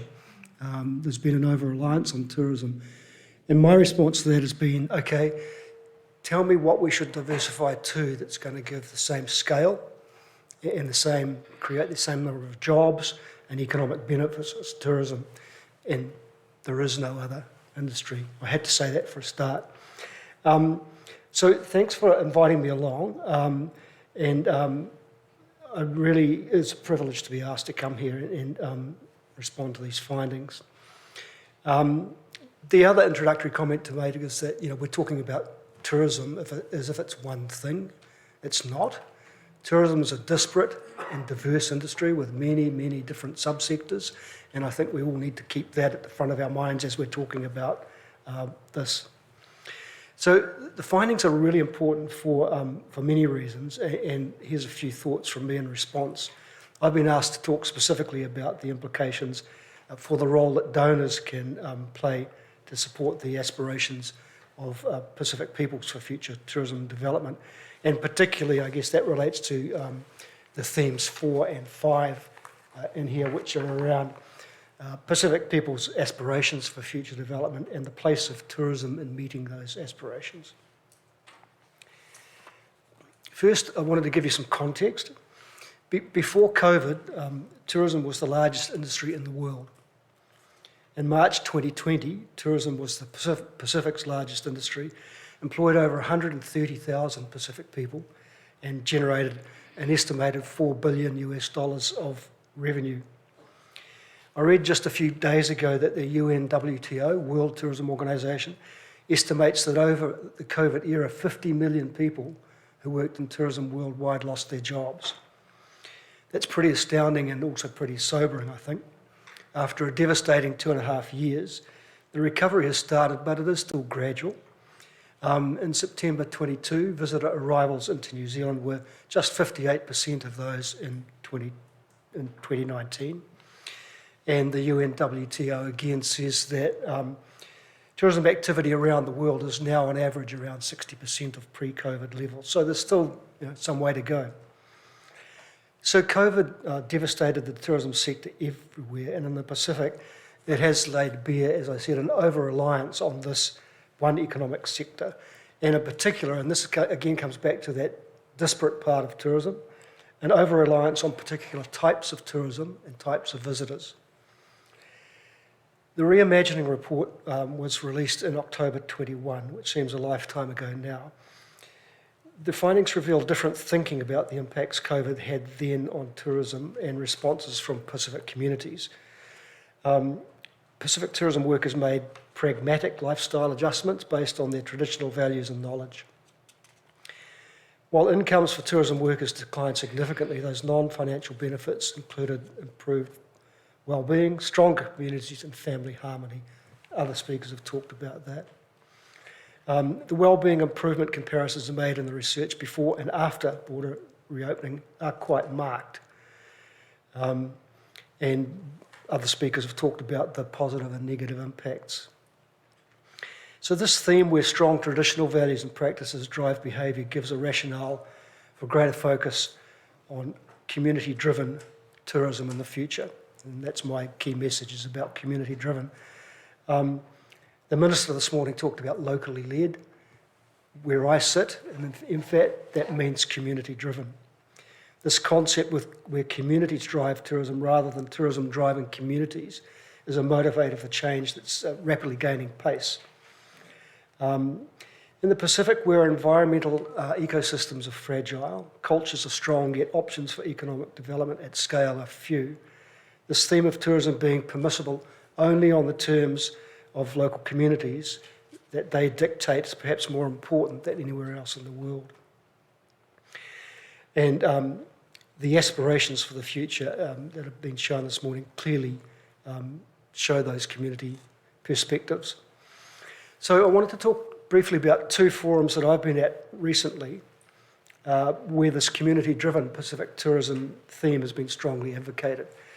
The first was the Pacific Tourism Research Symposium held virtually in December last year, organised by the Pacific Tourism Organisation, which Tina was at. And their Pacific delegates identified that too little is known about community needs and aspirations related to tourism. You know, a lot of the research is about the performance of the tourism sector. How well are we doing? How can we get more out of the system? Evidence showing what communities need and expect from tourism is vital if you're going to direct planning and development. But a big knowledge gap was identified around those community needs, attitudes and behaviours. So far greater future focus is needed on this community-centred tourism research, such as this work from Massey's Development Studies faculty. It's really important. So the second event was the Pacific Tourism Organisation Council of Tourism Ministers meeting just in Rarotonga just last month. So that's where the 20 members that Tina mentioned of Pacific tourism organisations and their ministers gather in one place once a year. There, the theme around community-driven tourism was debated as ministers discussed the future of the sector throughout their member nations, and Api and I and Tina were all at that event. So there was a palpable sense of needing to recalibrate as the reps re-engaged with each other, and what was the first face-to-face meeting since the previous ministers' meeting in Niue in 2019, again, which Tina mentioned. The summit theme was partnering for a resilient, prosperous and inclusive Pacific through sustainable tourism. And that lent itself to a focus on issues, which are sort of hygiene issues, I guess, like better waste management, intra-regional connectivity, etc. Importantly, it surfaced a shared desire from all parties, and here's a quote from there, to flip the narrative from communities working for tourism to tourism working for communities. The Cook Islands Associate Minister for Tourism, Tingika Elikana, reflected that tourism needs to become more localised to benefit the communities it is supposed to be working for. And that's a great quote. It shows a significant shift from Pacific communities accepting that tourism operates as a taker, driven by external actors, to a strong desire for locally driven tourism that instead is a community maker. And for donors, and I guess this is with a crunch for MFAT, it shows where tourism aid support in areas such as capacity building and training might be more logically centred. Enhancing and supporting relearning or having greater emphasis on traditional ecological and cultural knowledge and skills, for example. Building capability, enhancing resilience and enabling a Pacific way to manage tourism. Using of the Pacific skills and knowledge as shown in the findings can encourage greater localism, entrepreneurialism, and destination differentiation. And donors need to support Pacific tourism workers who want better security, wages, and working conditions, again, which was strongly outlined this morning. I especially like the findings around work-life balance, locally owned businesses, and shared ownership models. And Regina, I think we need to take a steer on that. So 60% of New Zealand's international development cooperation budget, used to be called the New Zealand Aid Program, is allocated to the Pacific. A fundamental, and back to the Minister's message this morning, is that this aid is directed towards the needs of the Pacific, as stated by Pacific players, rather than being planned and decided from elsewhere. Reimagining South Pacific post-tourism, post-pandemic, and the return to tourism knowledge skills show the knowledge skills and resilience of Pacific communities in times of adversity. There are lessons for donors around who decides what kind of tourism aid support should be prioritised and how that should be delivered. One example I wanted to mention is a program we're backing where New Zealand Māori tourism are strengthening relationships and business-to-business linkage in the Pacific as tourism recovers.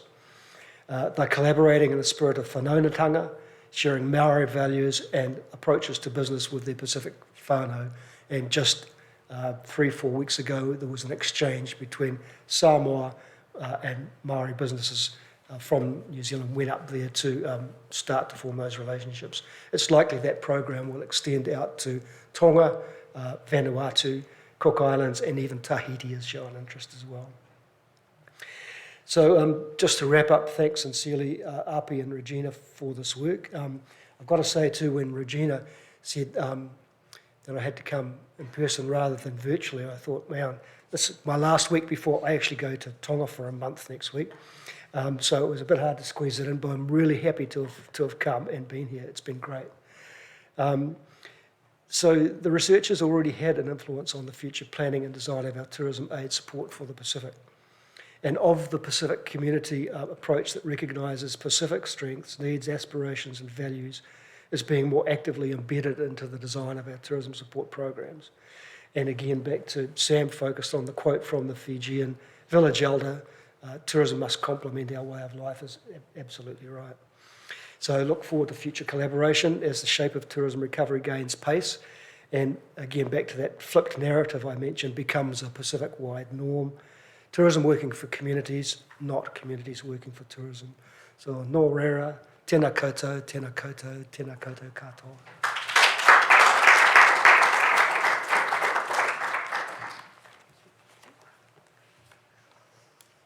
Thank you so much, Paul.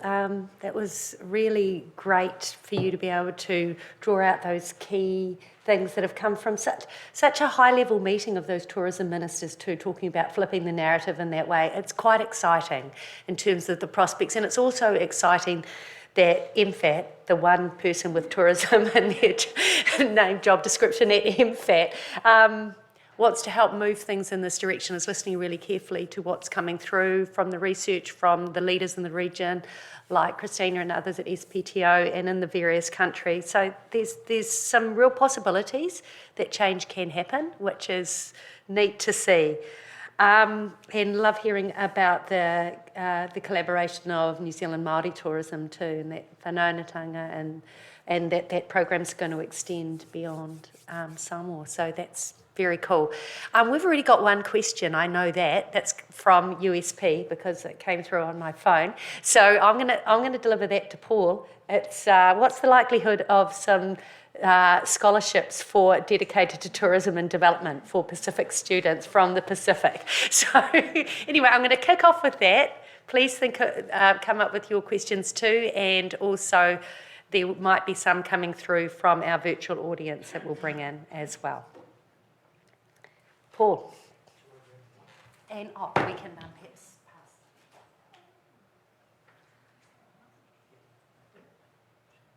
Sorry, Joe, this one's not. Just go to this one. That's cool.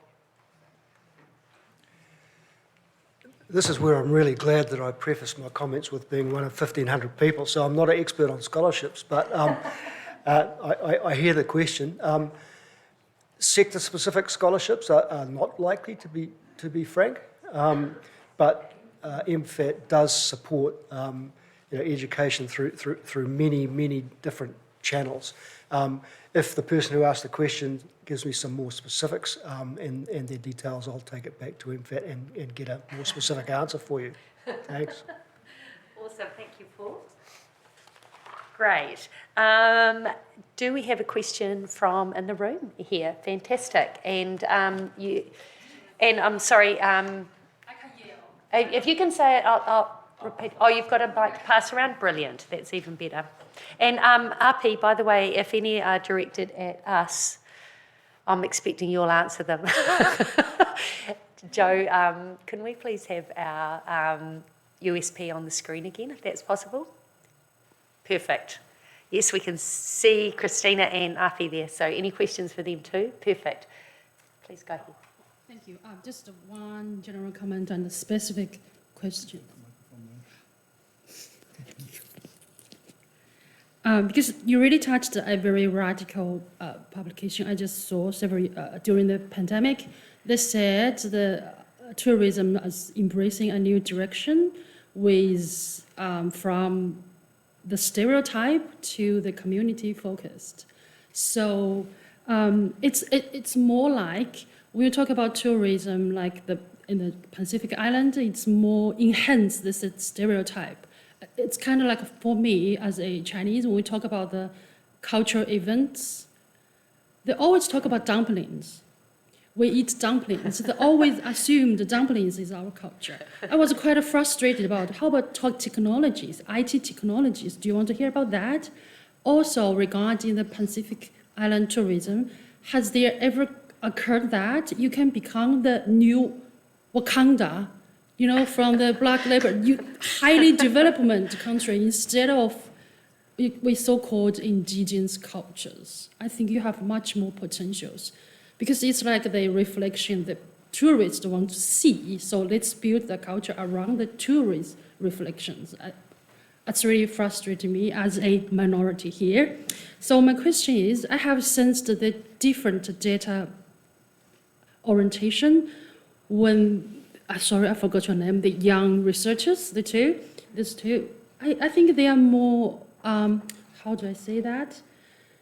They're more genuine in say, I'm okay without tourism, but from the data from you is more like comprehensive, both sides.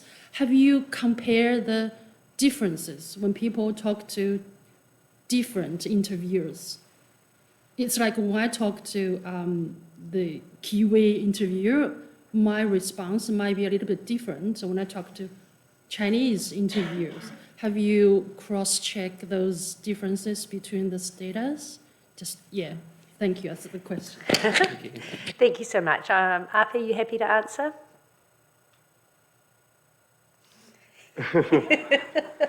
Now that you successfully moved the camera all around the room there, so it was great. We got to see everybody in the room.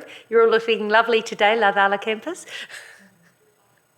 Vinaka. Yeah, just to answer that question, to give you a bit of context, while we conducted surveys or series of surveys in different countries, over the past year, since the borders opened, I've had the privilege and real honor of having to speak and interview and Talanoa with people directly. And this is mainly focused in the two countries, Fiji and the Cook Islands. But we've had the immense privilege of talking to people at various parts and occupations and different sectors within tourism. Having met and spoken with a few high-level ministers, permanent secretaries, tourism workers, tourism officials, but workers at various parts of tourism, from the kitchen staff to the food and beverage to those looking after rooms. And the themes, although there are subtle differences in what people are expressing, what is clear is that the pandemic has allowed people to reflect on their own value, which is why flipping the narrative is very important, because people now are realizing that our way of life, our families, our interests, our ambitions, and our aspirations also matter. Because for a long time and before the pandemic, it's always been let's work for tourists, let's do everything to favor or to put in favorable conditions that are conducive to tourism. But when the pandemic struck, we realized that we are left to fend for ourselves, which means that we now value our own customs, traditions, methods, means, and so on. So I'm not sure if I'm answering your question directly, but when comparing different data sets and comparing different interviews and from different segments and countries, there's a common theme throughout. We need to flip the narrative. We need to find a way for tourism to benefit us, as well as those that own the hotels, as well as those that are coming to improve their well-being through their holidays. But I'm happy to share more online or later during the cocktails this evening or tomorrow. I can join you in spirit. Whanaka Vakalevu, Api.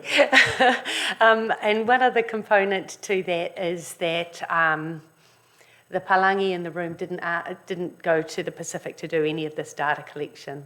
So that's one of our reasons for, apart from the pandemic getting in the way of movement, we wanted to largely have people from the places who were collecting the data, because they could speak to people in their own language, in their first language, and have that deeper understanding and appreciation of culture. So we're very fortunate to have that awesome team that we showed you at the start that we worked with, which was fantastic. Got a question here from Fong, PhD student at Massey. Yeah, thank you very much for the presentation and all the comment from the panel. I had a question about, what about the business perspective? How ready they are to make the tourism work for the community? So does the research team have any comment on that? Great, and we're going to go again to Ladala, and maybe both Tina and Api want to make some comment on this, and I think probably some are and some aren't. So, who would like to go first there? I've been given the task to go first by Tina. So thanks, Fong. I hope you're enjoying Auckland and being out of Palmerston North for a while.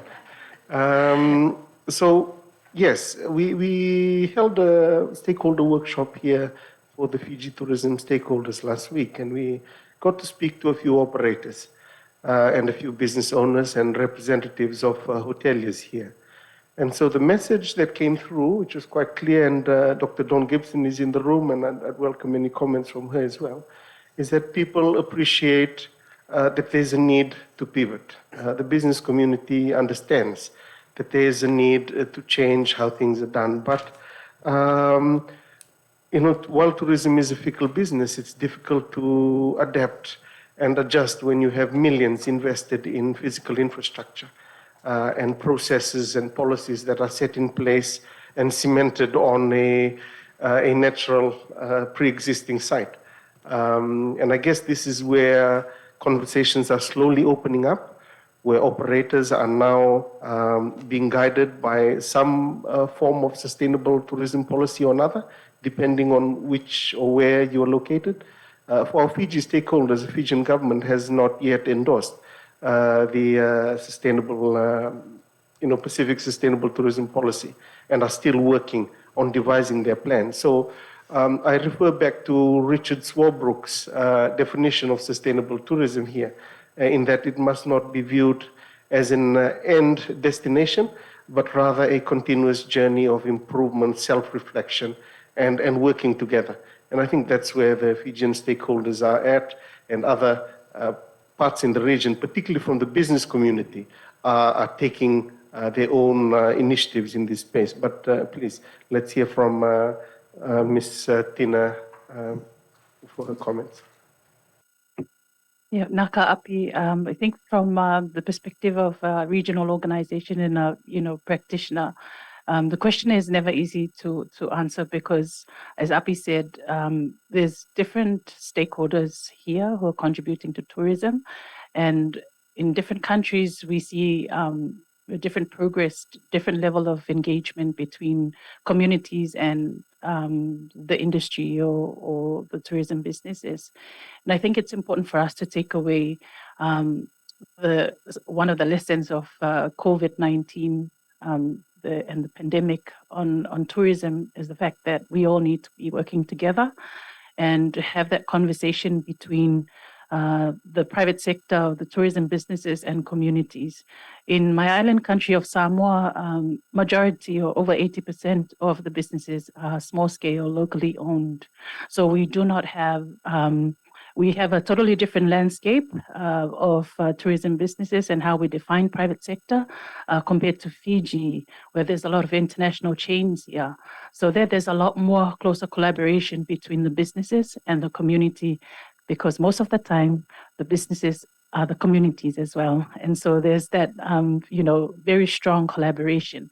And so the research, I think, also reinforces the message that it's important to keep an open mind about the relationships that happen within tourism and how we can all make it work together. So for government and organizations like SPTO, we have a role to play, and that our role is to bring everyone together around the table and forge partnerships and a shared vision for moving forward together, despite the differences. Thank you.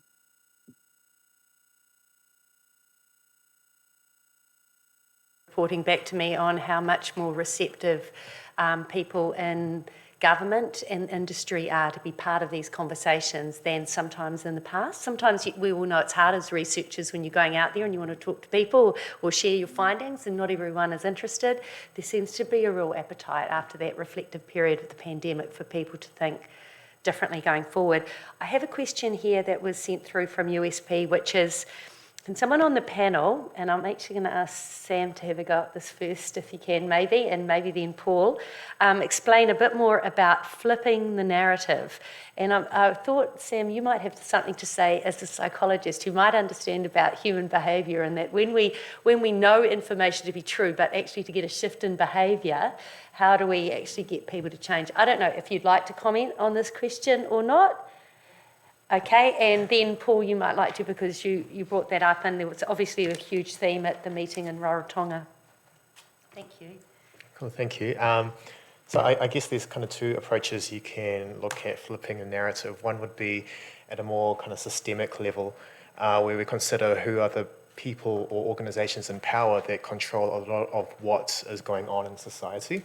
And so I guess a flip of the narrative in that sense would be putting a lot more of the power back into the community to control and kind of dictate what they want to happen, and that what the kind of stories they want told about themselves. And I guess they can be in a tourism sense. Sorry, I don't have a tourism background, so I'm just kind of guessing a bit here. But my take on that would be, if I consider myself, if I was someone who was managing or trying to develop my own tourist destination, I would want to consider what I have to offer, rather than trying to cater to attract people. This is who I am, and if this is what you would like to experience, then please come and experience with me. So that would be a way of flipping the narrative there.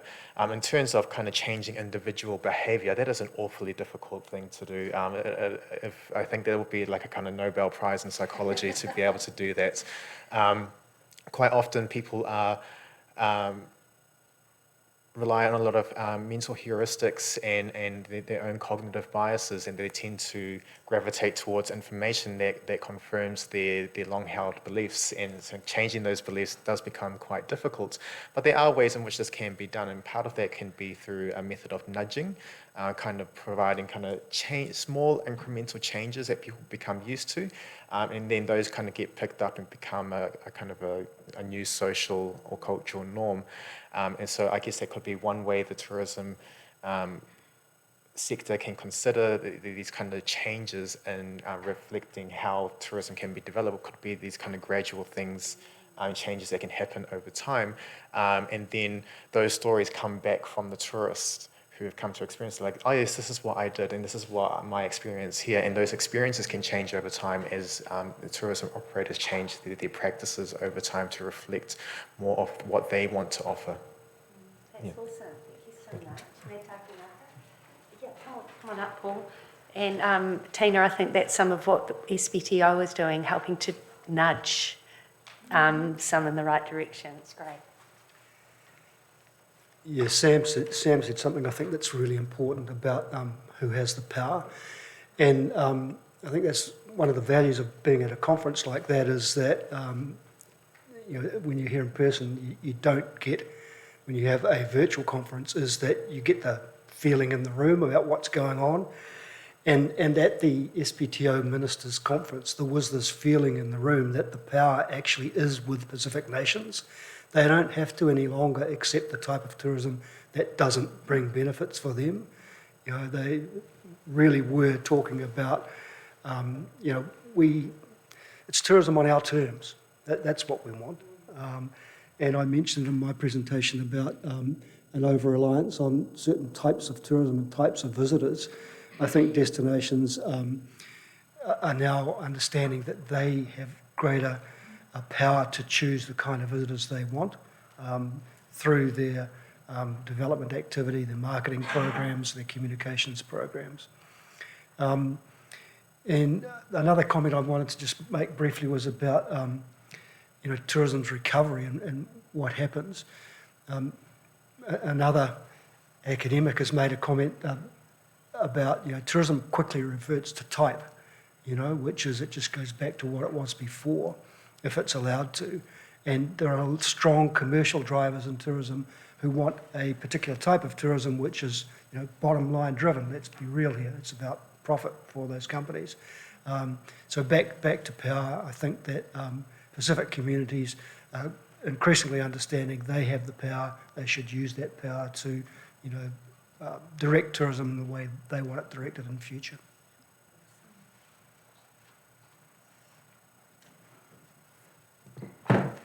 That's just a fantastic way to wrap things up, I think, for this session. Some really good comments and realising that Pacific-led development is what it's all about here, and there's some really promising signs of moving tourism in a direction where it really is far more locally driven. People like myself can get to enjoy the experience, even though on a recent trip to Bali I did ask every tour operator how had they coped with the pandemic. I didn't take my notebook, but I was thinking very carefully, how's everyone experiencing these things? It's been a really lovely session. Thank you very much to the audience. We will hang around here for a little bit if you have any other questions that you would have liked to have asked. And it's a lovely audience at Laucala campus and virtually as well. So thanks everybody for your participation. We love sharing about this project because there's so many good news stories and the promise of change. So if you want to hear more, feel free to reach out to any of us. And apart from that, can I just say a big vanaka vakalevu to everybody, and can we do a big round of applause to finish off?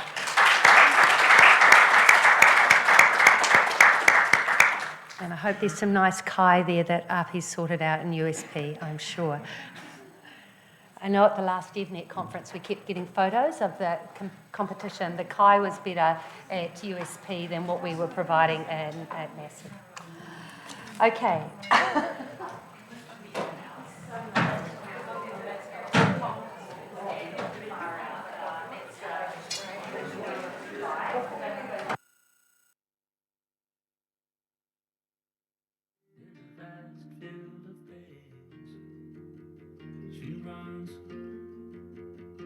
From the deepest valley past the sun, opening up the vault to find spinning tops in play, embedded nested yarn, diverging from the gates. But once the faint elusive months evaporate in the morning light, all deserted yearnings come to life, surface from the dark to realize the vast field she runs, from the deepest valley past the sun. All this time, witness to the changing tides. All the while,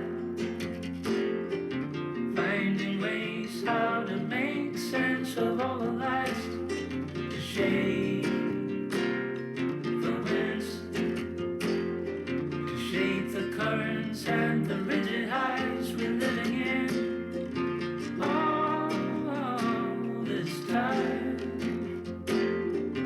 witness to the changing tides.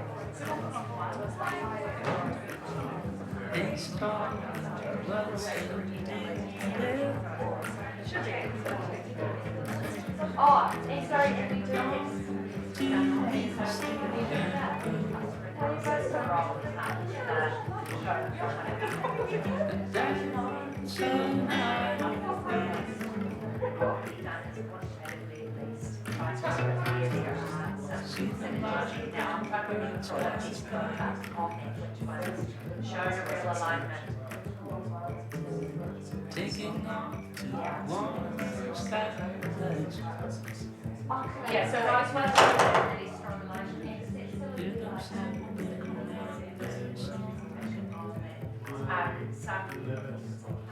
But like, you know, that's nothing's wrong. But the global soften by the street, the social and economic touch things. So yeah.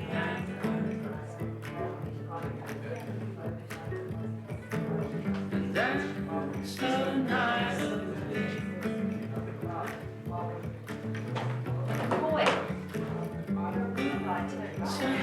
That's about it. Right. No, really just.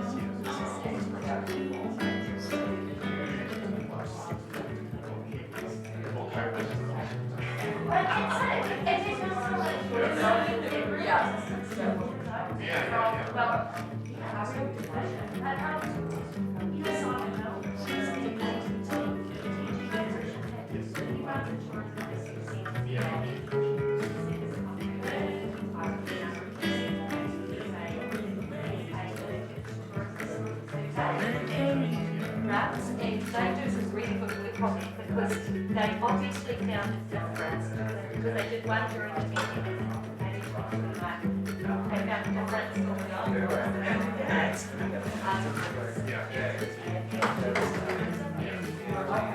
yes. All right. That was very interesting. Thank you for clarifying. It's a similar name, but it's a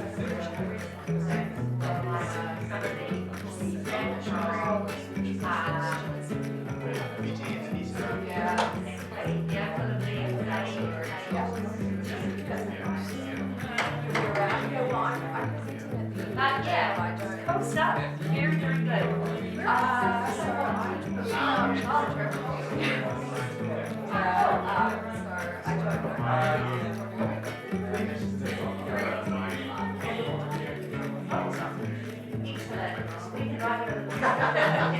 Amazing job. Are you, great. That's fantastic. Oh, very nice. Yeah,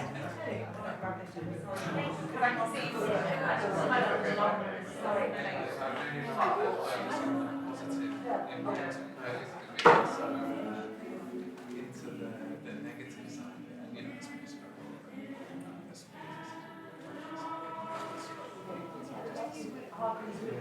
business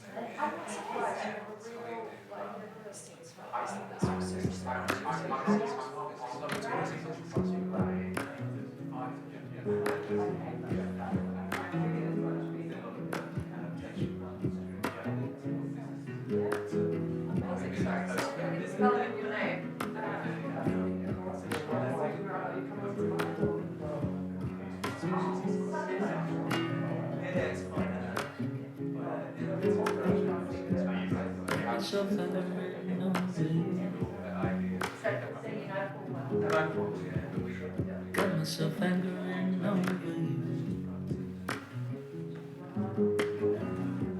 Sitting in silence, wondering what to do. Got myself angering over you.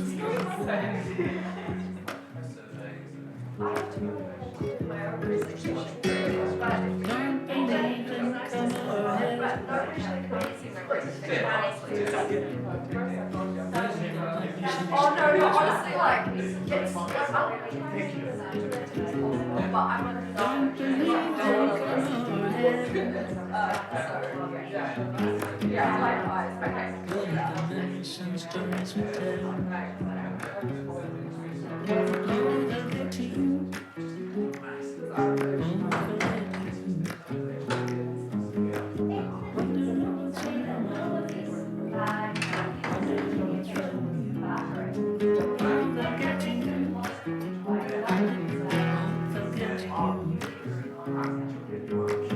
Wondering what's on your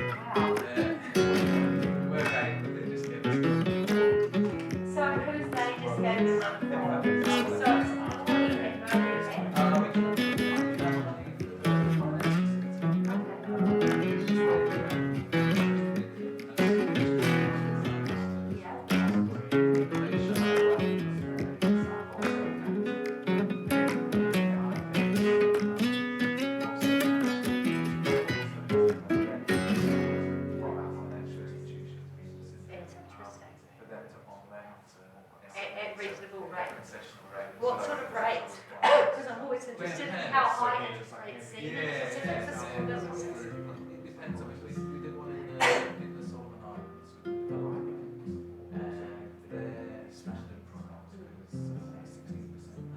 Wow. And so we provided them Didn't you which they combined and matched on didn't I know Huge difference to the businesses. Wow. landscapes blurred by rain?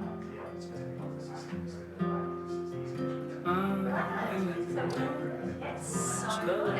And so outside of the local offices, brilliant. Sounds really good. So we've been doing a whole bunch of stuff. Oh, interesting.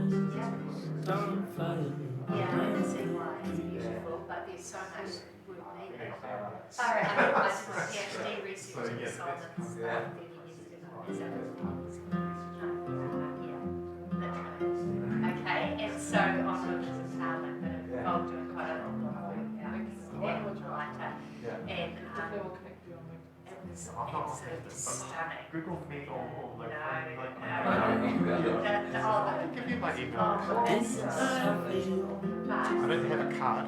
Charlie, the infrastructure. No. So, honey, you can't just make, you certainly you can't just make sure it's okay. Your email He is- was at IFC, I think he's now. cracks That's No, that's okay. He just And it's like, okay, but how do you talk to them? And, you know, it's going to cost us first.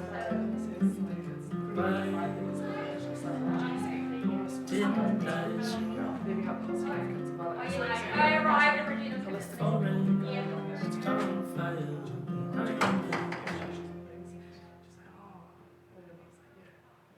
Oh, I actually understand it from Indigenous accent. That's cool. Thank you. Also, we had a lecture during the minister's speech or something. Oh. As I was watching, I was like, I'm still working at the same time.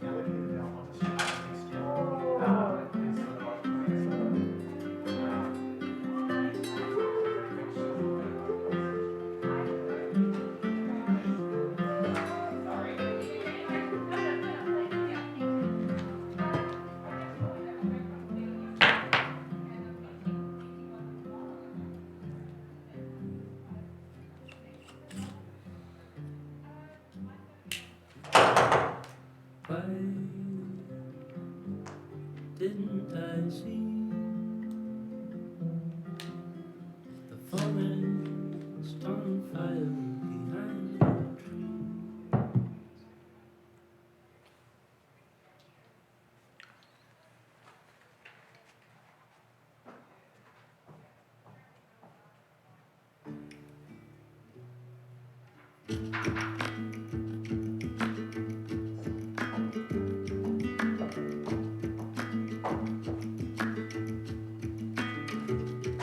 Make the light lead you out. Make the light lead you out. Make the light lead you out. Make the light lead you out.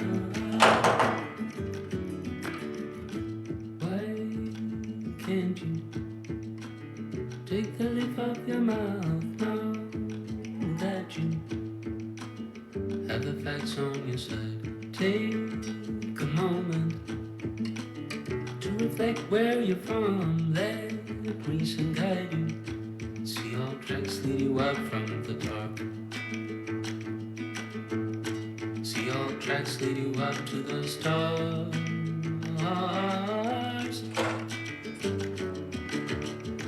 Why can't you take the leaf off your mouth now that you have the facts on your side? Take a moment to reflect where we're going. Let reason guide you. See all tracks lead you out from the dark. See all tracks lead you out to the stars.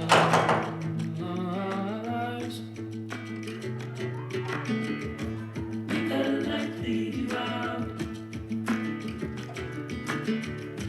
Make the light lead you out. Make the light lead you out. Make the light lead you out. Make the light lead you out. Make the light lead you out. Make the light lead you out. Make the light lead you out.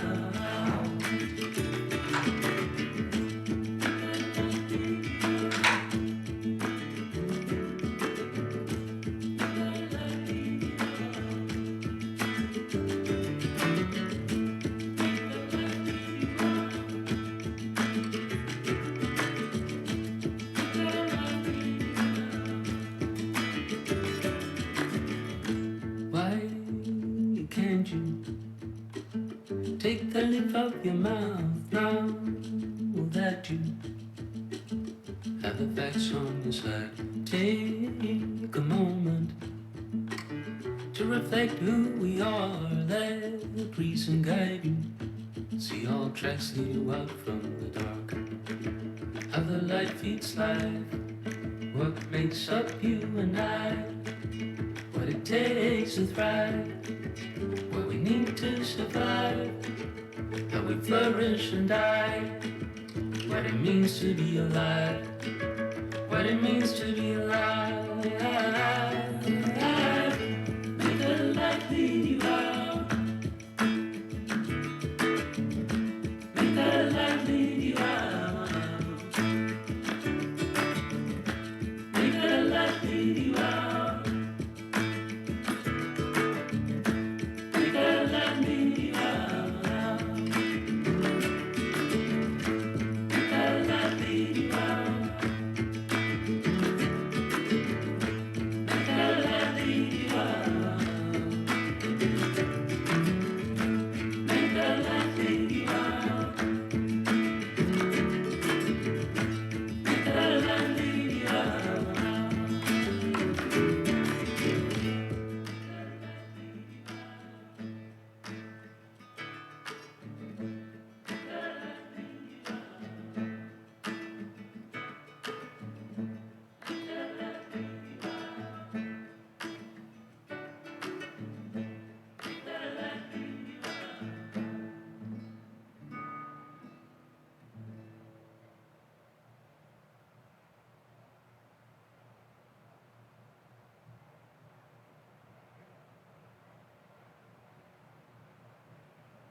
Every age has its turn.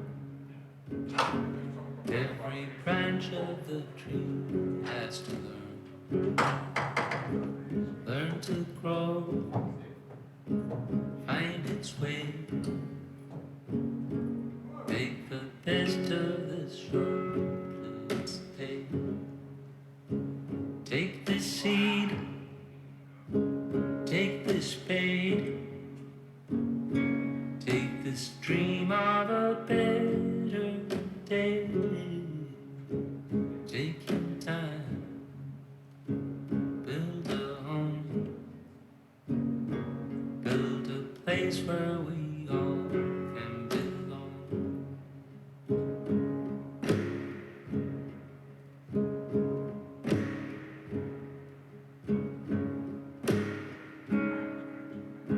Some things change, some remain, some will pass us unnoticed by. What to focus on, to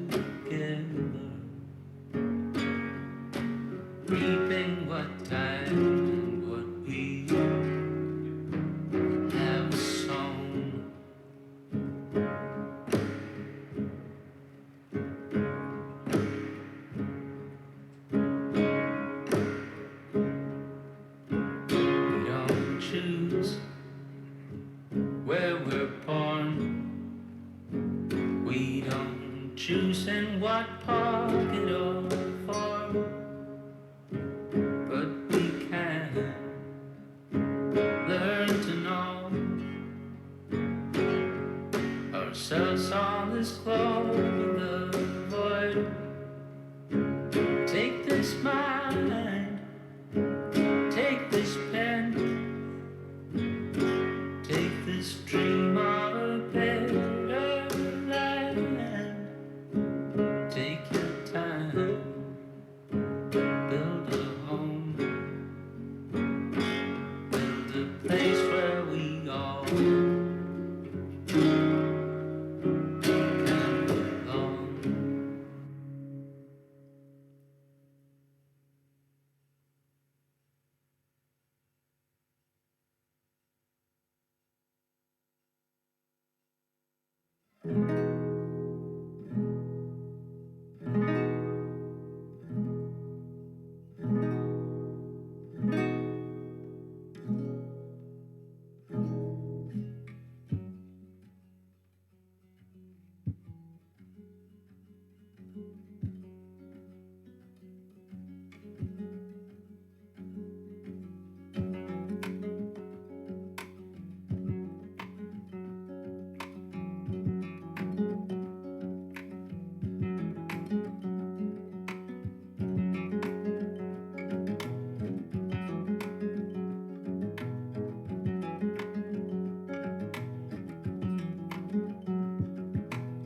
What will it be? Our legacy, lazy acceptance of the norm. What will it be if our will is free? Silent acceptance of the form. Vestiges and claws, fight for a common cause.